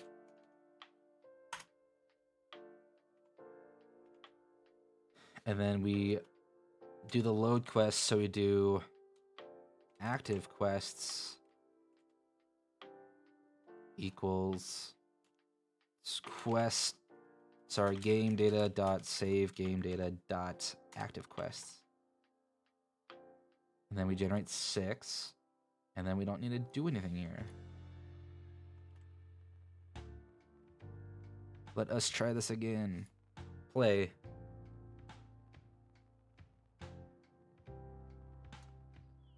Tavern. Quests. We click Force Elimination Quest 2. Accept.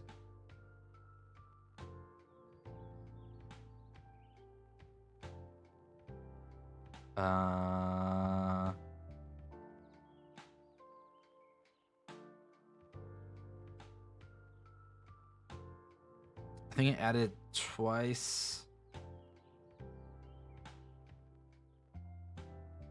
So I think I just gotta remove it in this case. I don't need to add it to active quests.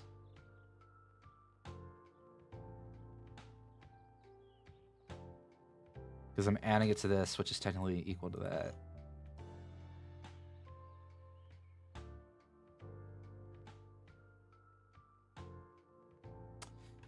Okay, I guess that works.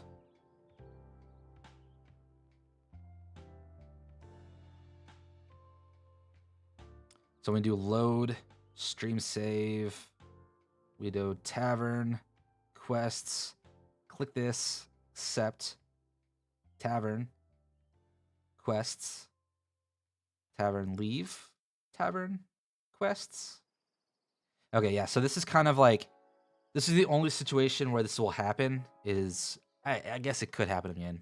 So we might want to code for it, but this is for when quest generation happens.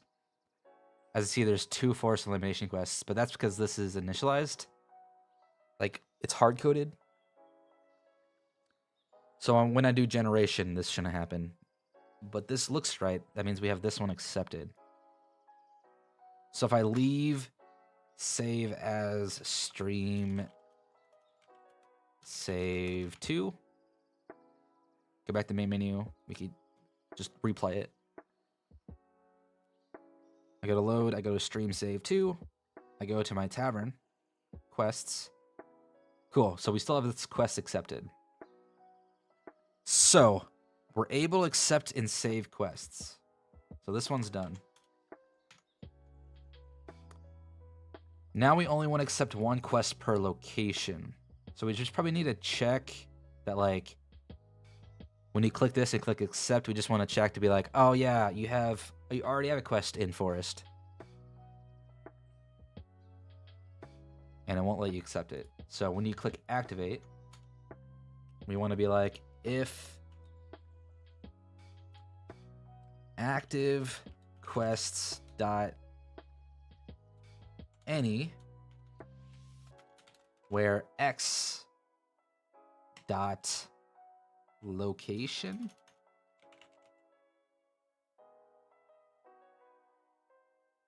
right, that's what it is. Location, yes, equals quest dot location. I want to trigger a pop-up that's be like, oh yeah, you can't.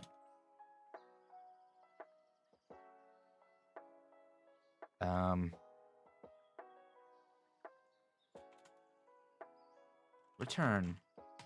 So currently we won't accept it, but I want to add a enable pop-up window.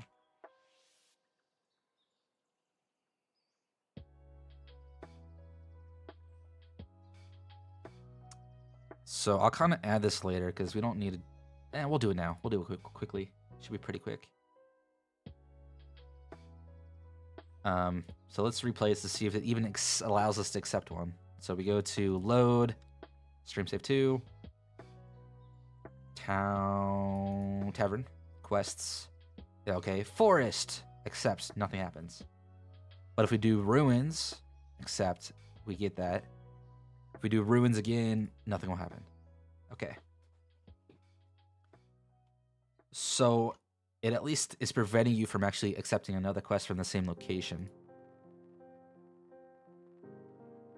So now let's go add some UI for that. Okay, we gotta go to tavern. So this is kind of confusing looking, but we can simplify it by just hiding it. So we'll hide tavern, we'll hide recruitment, we'll hide quest details for now. And then we'll hide, no, this is what we want. So we want to add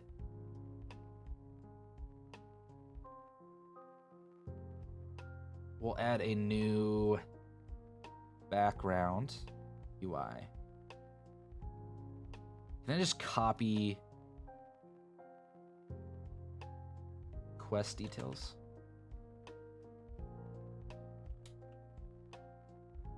Quest pop-up.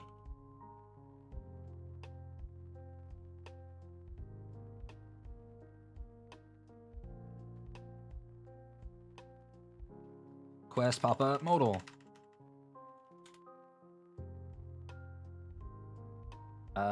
Will be title, and then we'll have description, and then we'll have a close button. And we can make this much shorter. Because this is like nothing. There's like nothing in it. 750 width, 300 height, 400 height. Sure, that works. We'll make this in the center. 0, perfect. We will make the description, the title up a little bit. -75. And we'll be like, cannot accept quest. Description will say, you already have a quest accepted from this location. We can make this wider. Width 600. There you go. And then this will be an OK button. OK. OK. Let me make the text OK.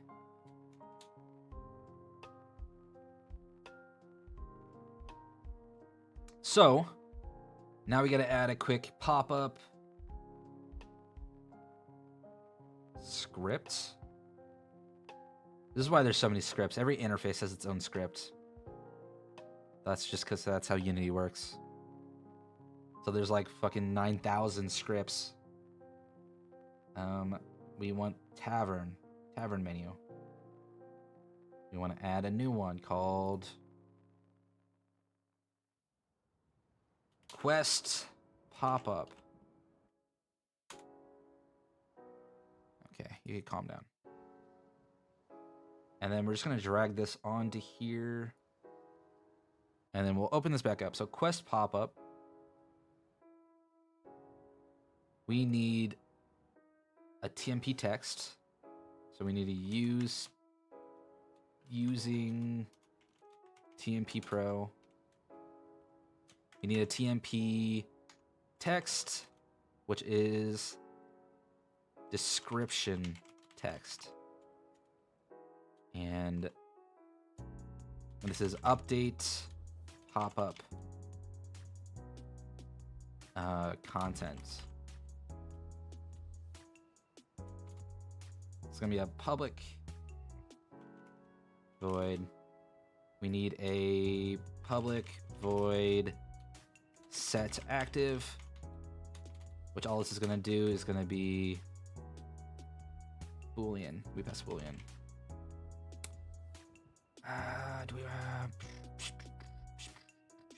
Okay, so this is gonna be active. We do game object dot, there you go. And then we need another one, which is public void OK clicked. And all that's gonna do is gonna set active to false.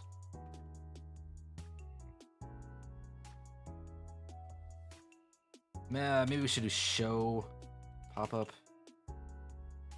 And then this is gonna accept a string with the content. And then we're just gonna be like this. I'm gonna rename this to content text.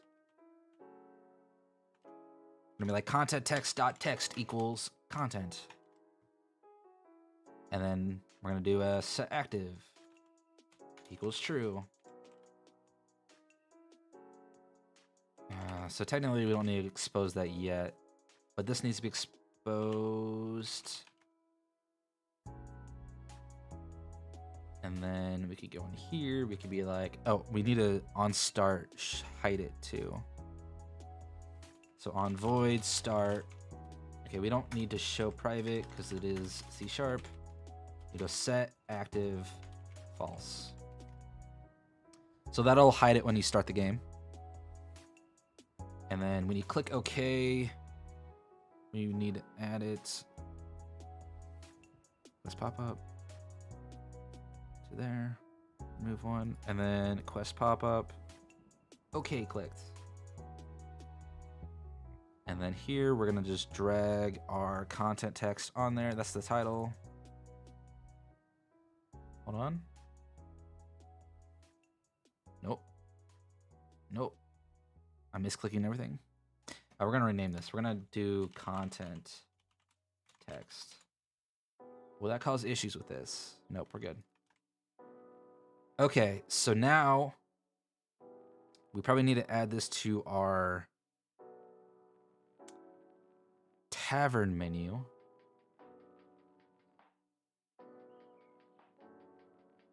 My tavern menu. We want to add a public quest pop-up. Quest pop-up. And we're going to move this up just to keep it in alphabetical. Have some class, you know?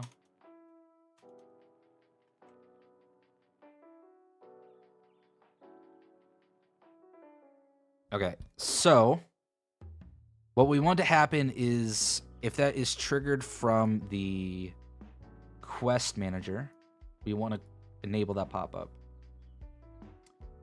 So do we have access? We could go find object of type tavern manager dot. What is tavern manager? Hold on, who's the manager of everything? Tavern manager. Quest manager. What does quest manager have? Wait, who's controlling tavern menu? Quest pop-up. What? Okay, well, we're gonna add this to this. Tavern menu. Okay, so we gotta call tavern menu. Tavern menu dot quest pop-up dot show pop-up. Show location pop-up. So we can make a specific one for location, and then we just kind of pass in our current quest location. Quest.location. And yes, I know that doesn't exist yet. So this is going to be location. So content's going to be equal to whatever we put into that content. So let's go grab it. Content is this. We can put a period because we're classy. And then we're going to put this in quotes. From blank location. I've already accepted a quest located in blank. So you can actually do it this way. We could also do it an actual classier way. I always say classy because it's, I don't know, it's smoother.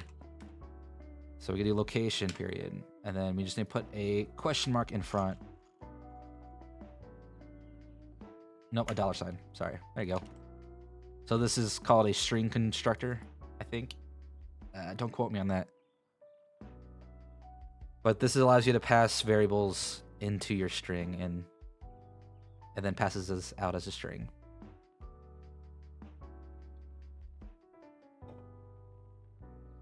Okay, so let's try this out. It's not what I wanted. Okay.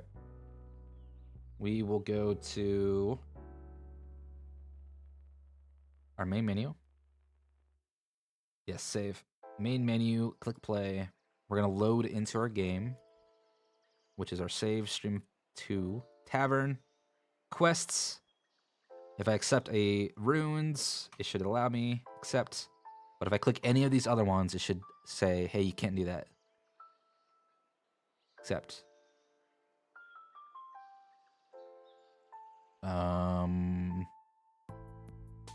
Not quite what I had in mind.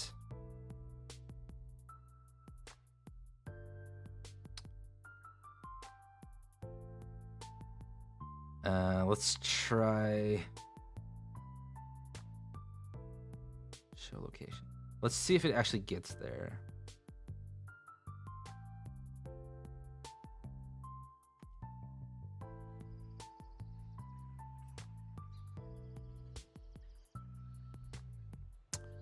I'm wondering. Okay, let's just give it a try. Attach.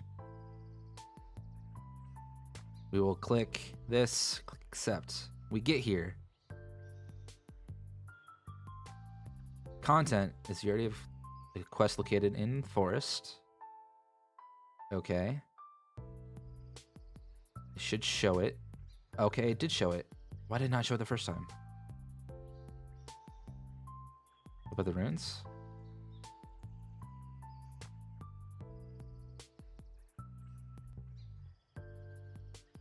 The quest in the ruins.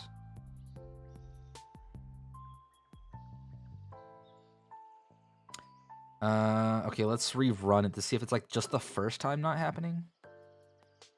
Load. Stream save. Oh, what am I doing? I go to tavern.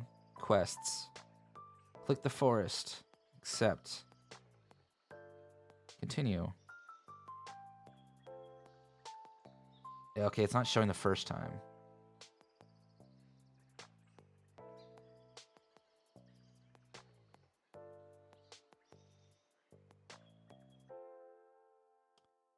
Okay, why is it not working the first time?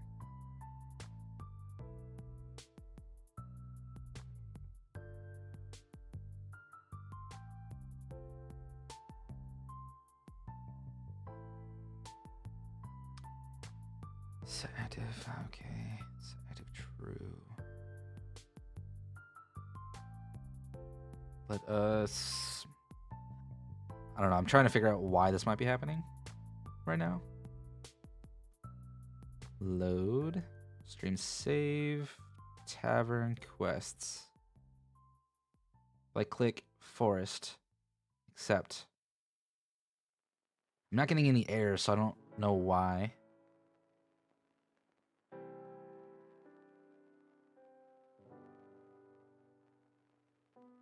Okay, let me show all these. I don't know if there's some weird thing going on.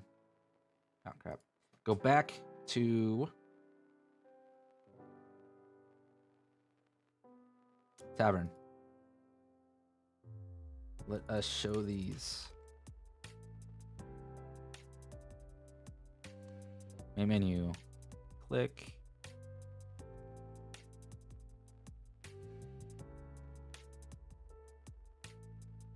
Load. That's kind of... Okay, that might be a bug. Sorry, I just witnessed something that might be a bug. We'll have to look into it. Save menu doesn't seem to be taking entire space. Tavern quests. Okay. Accept. But if I accept again, does it work? It does. Why is it only doing the first time? Start.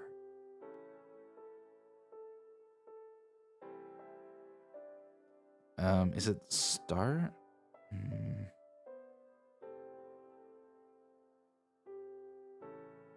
Is this triggering? I have a feeling it's like delayed triggering.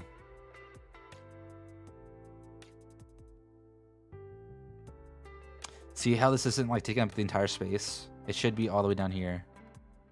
I just noticed that.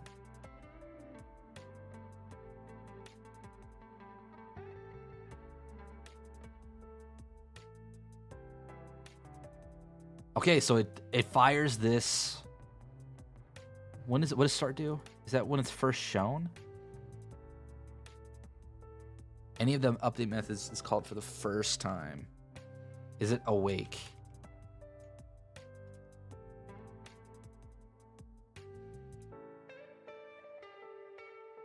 Okay, it might be awake. You might want to do awake for this one.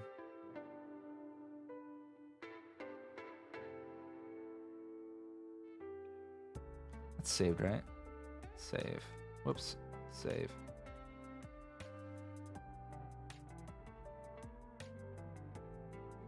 Load game.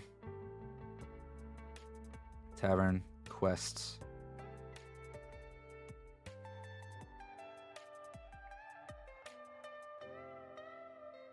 I didn't have it attached. Damn it.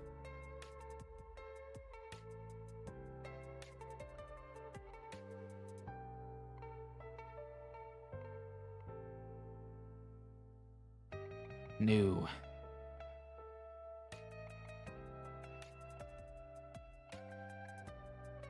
Load. Stream save 2. Tavern. Okay, so that should be good. Quests. Forest. Accept.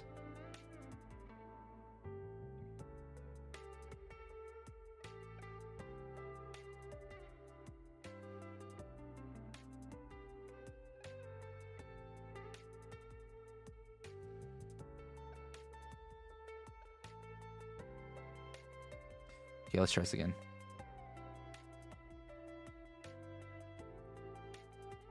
Okay, so it seems like now we're doing awake when you first go in there, so it's not saving it when it's first called now. So active should be false. Okay. Now we click quests and we click this. Click accept. It is true now, so it should show. But it doesn't show. Why does it not show?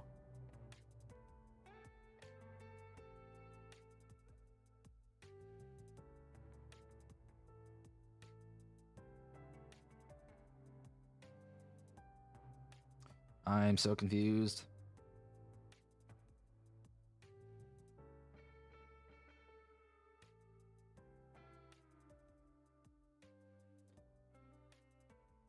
We'll do another thing. We'll force it. We'll just do Boolean is active. And we start this as false. You're making me do this, Unity. When we set this, we'll just do is active equals active. Void update. This is not how I wanted to do this, but you're making me do this, Unity. I swear.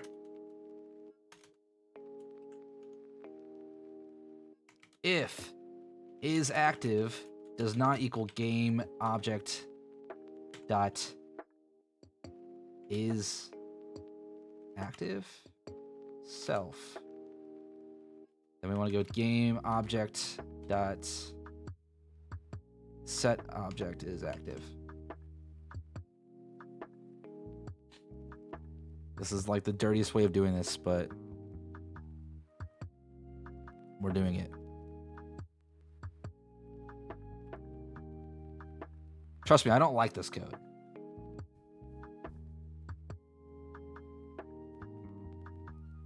But yeah, at this point, if it works, it works. Quest. What?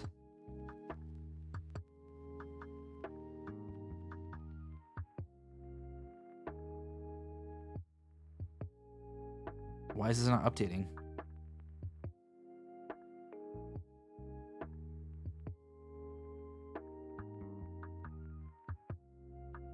Quest pop-up. Okay, quest pop-up. What? Why isn't quest pop-up showing? Okay, what is quest? What was that? What was quest whatever doing that we aren't?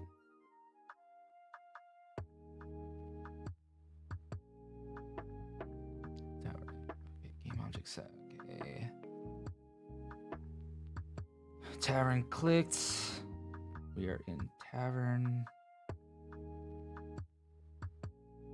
Switch menu. What is a switch menu? Tavern menu. Tavern menu. Switch menu to tavern. We do tavern.set active. Quest giver.set active to false. Okay, so tavern should be tavern.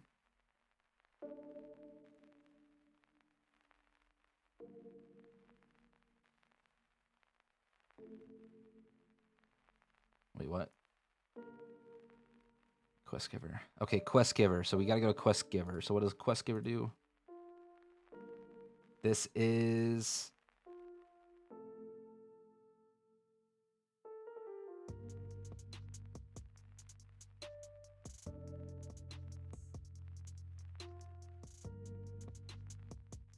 Quest manager. When quest manager is clicked, then we do...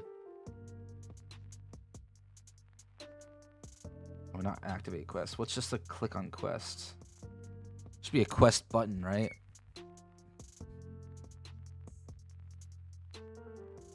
Quest display. Update display. What if we do update display?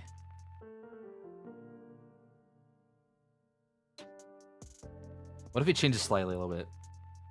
Slightly a little bit. Yeah, that's what I meant. And we're like, update. and we're like, update display. And in update display,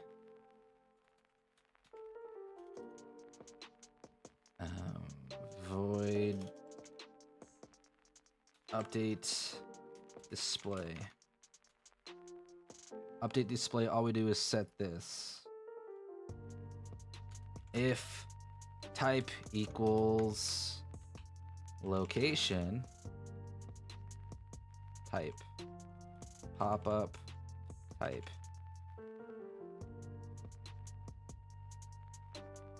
So we're gonna have two things here. We're gonna be like, yo, it is a string pop-up type. And then a string location.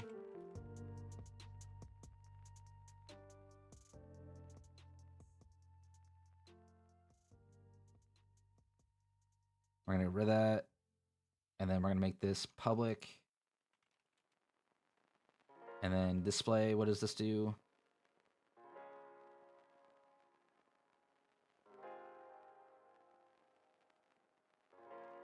Quest display, open quest details. Quest details, show details.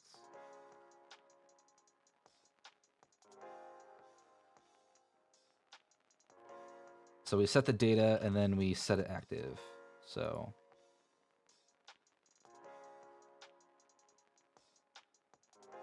on quest pop-up, we do blah, blah, blah. We're like, oh my god, public show location pop-up. And we pass in string location. And that's a void. And then we're like, oh my god, location equals location. New location equals new location. Type of equals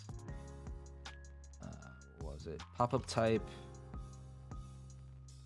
equals location. Update display set active to true. What does this do for set active? Tavern menu. Set active. Sure, that's what I've been doing.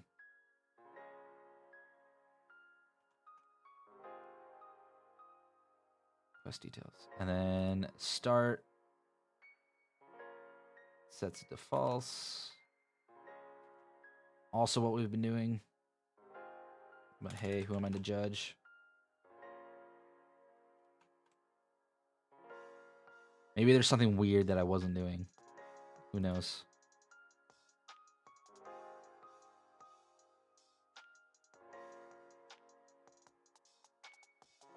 And then the quest manager, when we click this, we go show pop-up location. Yes.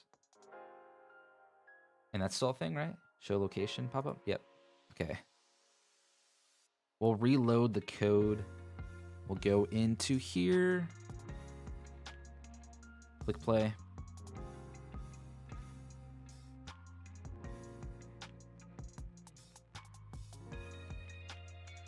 Load game, save to tavern quests.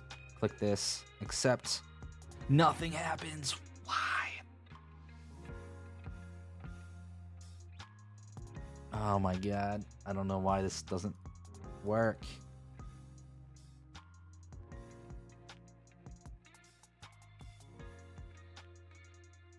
This is gonna drive me nuts. So it works after the first time. So the first time you do it, it doesn't work.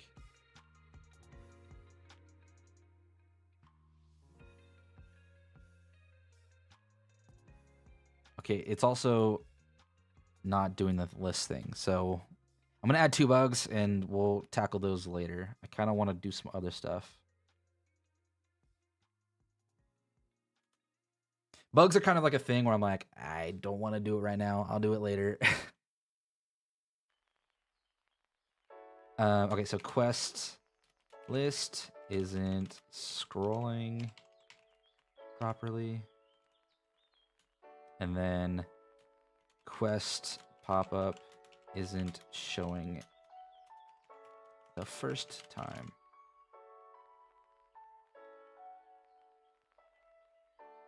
But we could call this done. So now we want to show the quest and the battle setup. So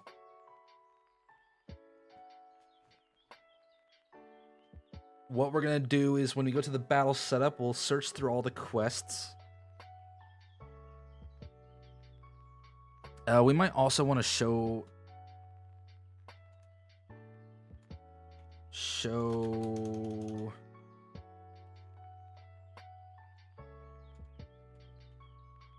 locations with quests in Overworld. Maybe we'll add another color or something to it.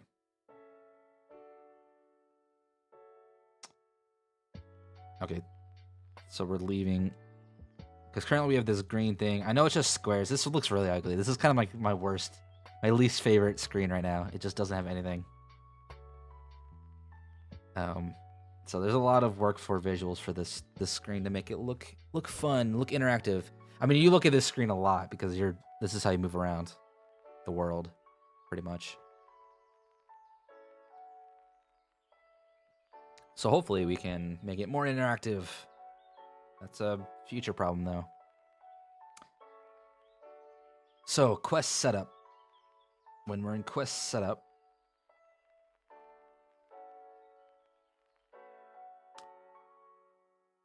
maybe we'll throw it down on the bottom right, like quest, or maybe bottom left, bottom right, bottom left, center, bottom right, bottom left, maybe bottom left.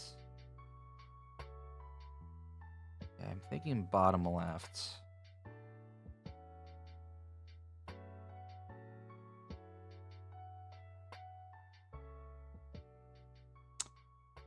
Quest display.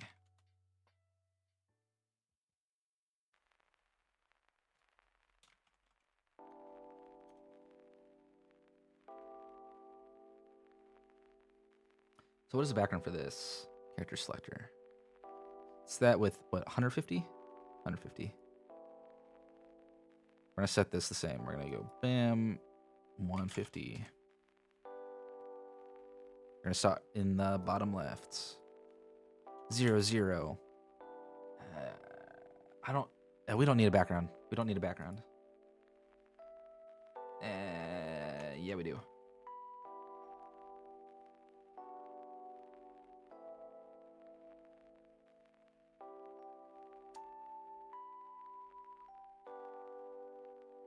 I think we just display the title and then the goal.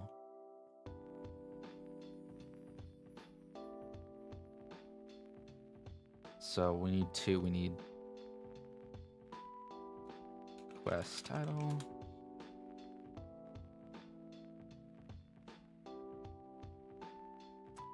Quest goal. Maybe we need to add a quest goal to generation.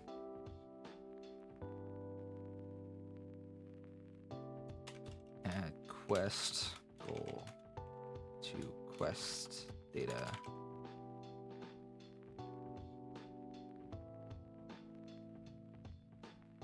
Okay, so bottom left, we'll make this 300, 600. We'll make this height 200. We'll do negative 100. Nope.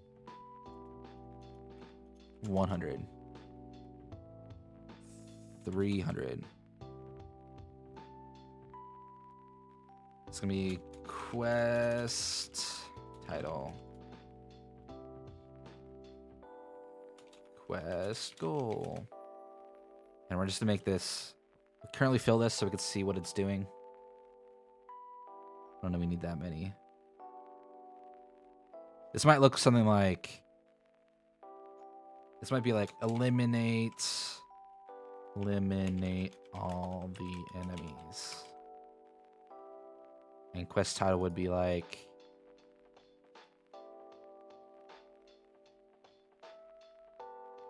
Forest Elimination 1. So we're gonna make this top left 0, 0 with 600. Height 50, sure. We'll do it negative 50. Negative 300. 300? Maybe we make this 550 and make it, no, 500 and make this negative 250. 300. There we go. So we want this text to be slightly smaller, so we're going to make this 24.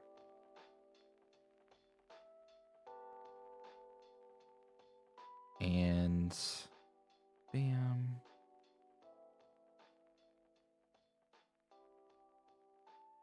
And we're going to make this, we'll make this the same width. Maybe 450, and then we'll move it over slightly. Maybe this should be 550, and then position is 300.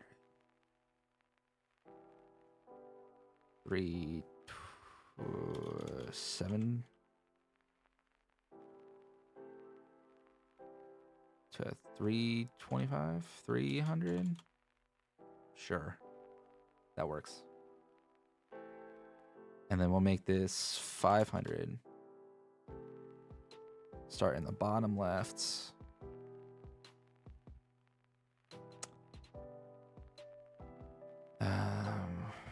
300. What can this look like if it's just like really, really full?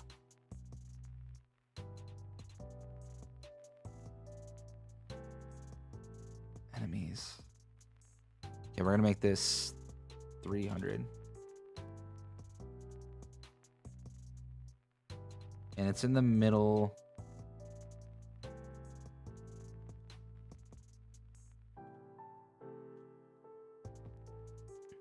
I think position should be 75. There we go. So that's our current quest, if there is one. So we're going to add this to the battle setup interface. Make sure these are connected to the quest display. So we need a quest display script. Not in the core. We want it in interface. So battle setup. We're going to add it here. We're going to do quest display.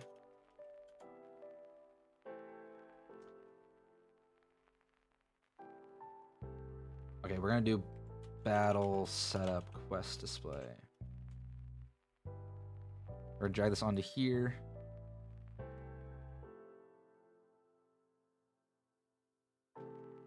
Okay, calm down.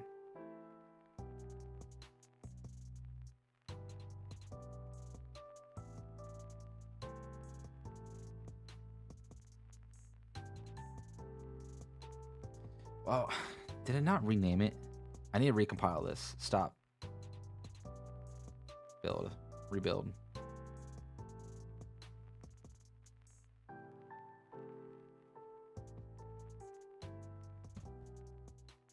Okay, where's the... Yeah, here we go. We need to rename this. Battle setup.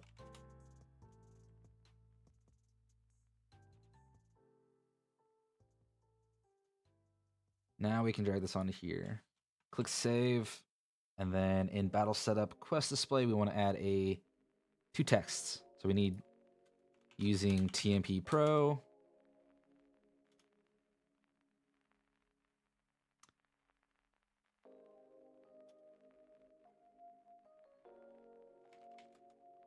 We need a public void set active, bool active. I feel like I always get screwed by these, or at least I just was.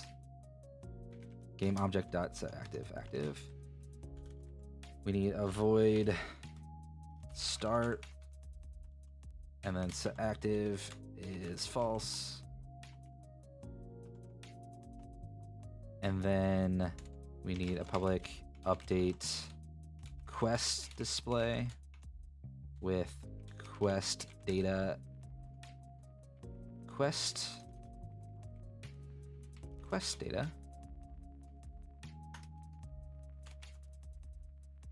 Public void And then we're gonna save quest data here. So we're gonna be like, quest data is quest. So then we're gonna be quest equals quest data, and we're gonna set to is active. True. And then we need two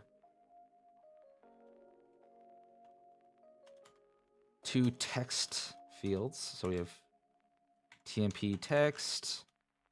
We have quest title, quest description. Quest goal is what it is. And then on update, we want to go blah, blah, blah, blah, blah.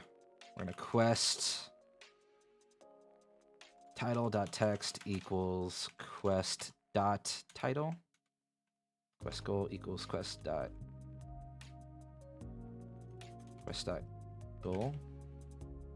I guess we'll just go description for now. We'll probably have to update that.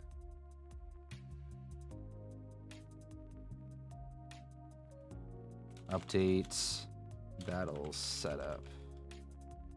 Or update to show quest goal. Okay, so that should be this field. So now we just need to add it to our, where are we at? Battle setup interface. We have a battle setup quest display as a quest display. When we are loaded in, we're going to do our setup manager.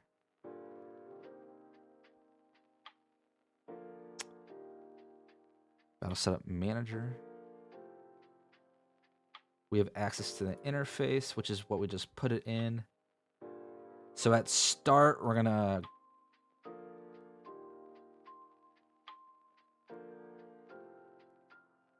we want to current player 0 get character list, and then we're gonna do var quest equals game data dot. Do we have the name of the location? Game object players, current player. We should have the name of the location, right? So player location. Where's this at? Is this in the input manager?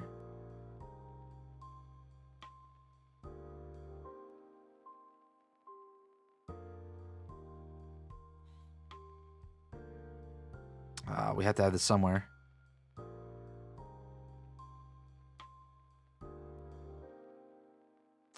I mean, it's got to be in the interface, right? We have it in the interface because we have to do it, not input. Setup interface. We have to have an interface somewhere. Character selector. Commence clicked right here. Map name. Okay, so we have it in the map name. Okay. So we can be like, where was that? Setup manager here. Game data dot save game data dot active quests dot find. Or we're gonna go first or default, where x dot location equals map name. So first or default will give us either the first quest it finds or the first, or it'll give us null. So we go if quest does not equal null. Then we could go battle setup interface dot quest display dot update quest display quest. Okay, let's try this out. I think there's stuff I need to connect. I don't think so. Hold on, let me think. Yes, there's a couple things I need to set up. This. I thought I did. Oh, I didn't make them public, probably. Where is it? Quest display. Oh, wrong one. Get out of here. Battle quest display. I'm gonna make these public.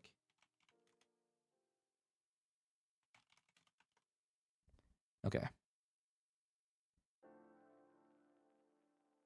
Now, one thing I think I can do easily is just throw this in a prefab and reuse this for the next screen. And we kind of want to make a custom one for that, though. Okay. So let's ignore that for now. So now we gotta connect these up. Right there. Right there. We are looking good. So now if I play and I go to a thing that has a quest, which currently we only have forest, I think it should update correctly. I should probably actually make these kind of more generic. So it's like quest title. Quest. Quest goal. Save. And then we open up our main menu, click play.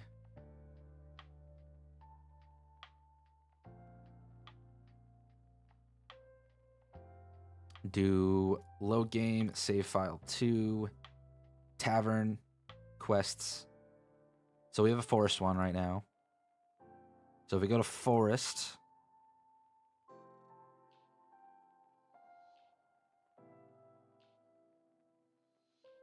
it should have triggered. Let us see what's up. Maybe if we...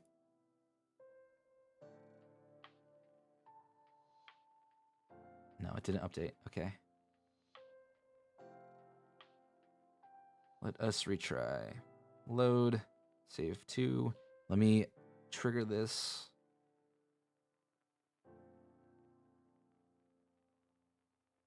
Whoa. Okay. I don't know why this happens sometimes. Kind of freezes up. Come on, Unity. I think Unity might need to be relaunched, but I'm not going to do that yet. Sometimes Unity does this. Kind of just freaks.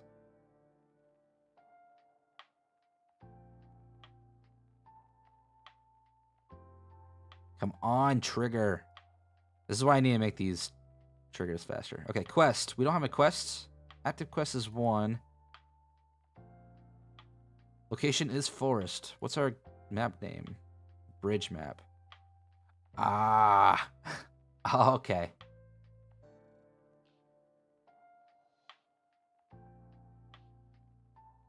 I think maybe I need to separate map name and location.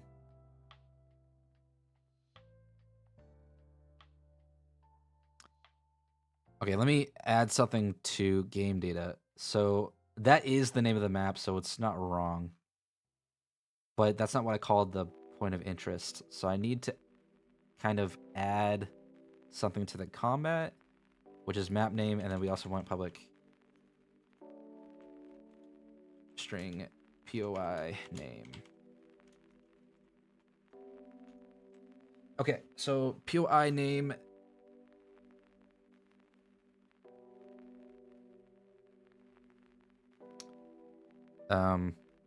POI name. Where would this happen? Where does map name get called? Map name is in... Okay, so we're going to look at POI name instead. POI name. 2 references. We have equals wilds.name of scene.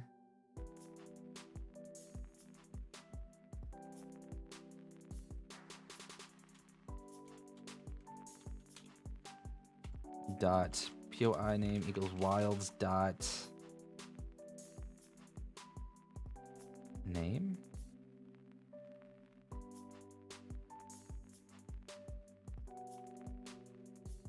Maybe. Okay, so we're gonna have to ditch that quest and re-get a quest. No, I think we're good. I think we're good. So let's try this again. Do we have this playing? Let's play this. Let's go back to our setup. We have this one. Click play. I said click play, Unity. Unity, god damn it.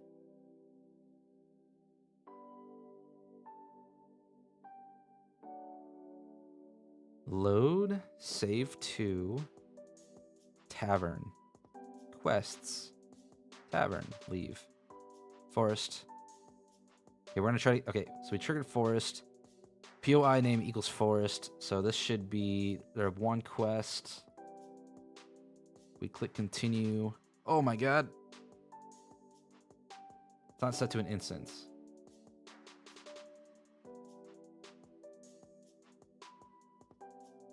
What's not set to an instance? Quest display isn't set. Okay, that's fair. I think that's true. Let's go to battle setup. It's gonna be in here. Yeah, quest display isn't set up there. There we go. Okay, one more time.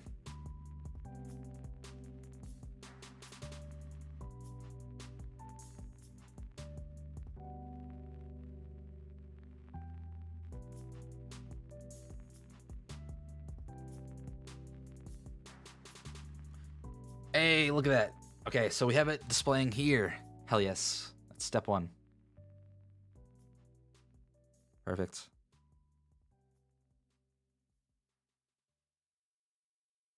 Okay. I kind of like the simple UI design. I just want actual like backgrounds. I think the backgrounds are kind of the weak part. I mean, obviously the biggest weak part is the overworld. I want to make that a little bit cooler. More in theme with everything else, I think. But I really like the very basic UI design, to be honest.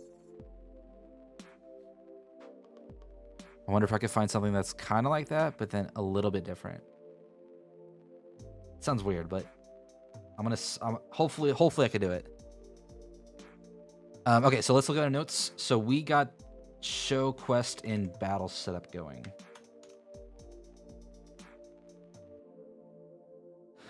So next we're gonna try to get show quest somewhere. Pause me. Where's another thing? What was the other thing?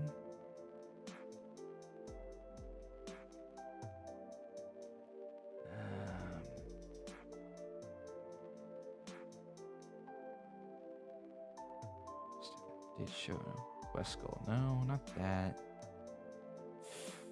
Damn, I don't remember. There's a small change I wanted to make, but I keep forgetting about it. Okay, so we'll add it to the pause menu for combat.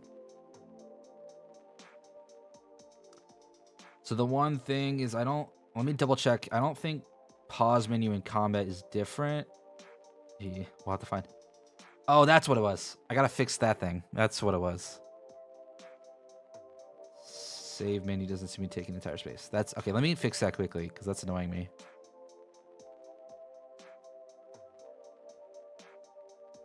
So this is gonna be in main menu.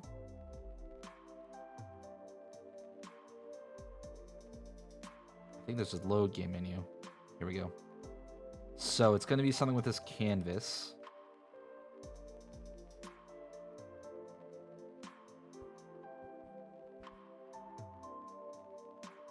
Sliding area. Okay, so blah blah blah. Height. So what's the height of this entire thing? 600. So I think I just need to make this height 600.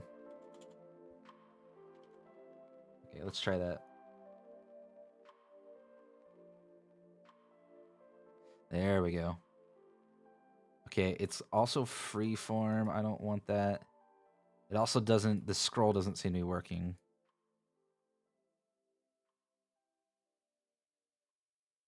I feel like that's just kind of a thing. So I'm gonna go back and just make a general one, being like lists.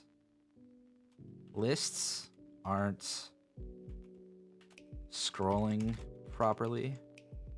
And we'll just point out save game quest list and probably look at shop lists. Because I think shop list is kind of working. So, but we got that one done.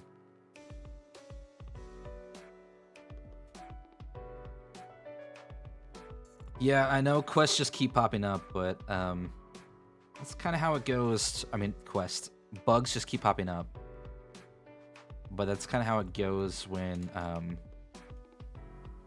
I don't know. You kind of want to always be looking out for bugs, you know.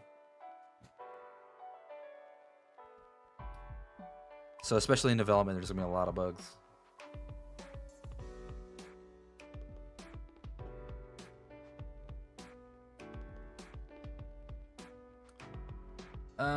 I think I might actually call it here today. So I appreciate everyone joining me. We'll do some more game development next week. I'm probably gonna have most of my functionality done by next week, so I'll show it off and we'll start be working on visuals. Or maybe some additional stuff that isn't like on this list. I plan on trying to finish this list this weekend. But yeah, if you guys liked what you saw, feel free to leave a follow. I would really appreciate it. I do game development every Tuesdays. I stream every Monday, Tuesday, Thursdays, and occasionally on Fridays, and sometimes Saturdays. My normal days are Monday, Tuesday, Thursday, though. Mondays, we do Assassin's Creed right now. We're going through the series. Tuesdays, we're doing game development. And Thursdays, we do some random multiplayer games. So yeah, if you like what you saw, please leave a follow. Check out my socials. If you guys would feel free to hang out, I would appreciate it. We'll find someone to raid, so if you guys can hang out till then. Check out my socials. As I said, leave me a follow. That's probably the biggest thing you do to help me out. Yeah, my next stream is going to be on Thursday. We're either going to be playing some Escapist 2 again, like we did last week, or we'll be playing some of the finals. But yeah, let's go find someone to raid. The season no one's on. Ooh. I really want to try to find, maybe there's another game dev artist, a game dev or artist that's on that I follow. Let me see. We could send it over to Maddie. She's doing some art. Yeah, let's go do that. I think that's a good plan. Oh. Yeah, okay.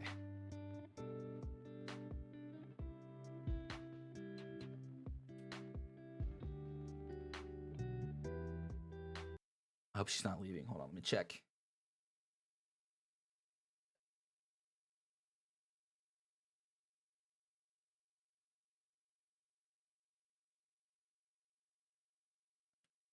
Okay, let's go send it over there. Yeah, I will catch you guys on Thursday. As I said, leave me a follow. I appreciate it. Love you guys. See you guys next time.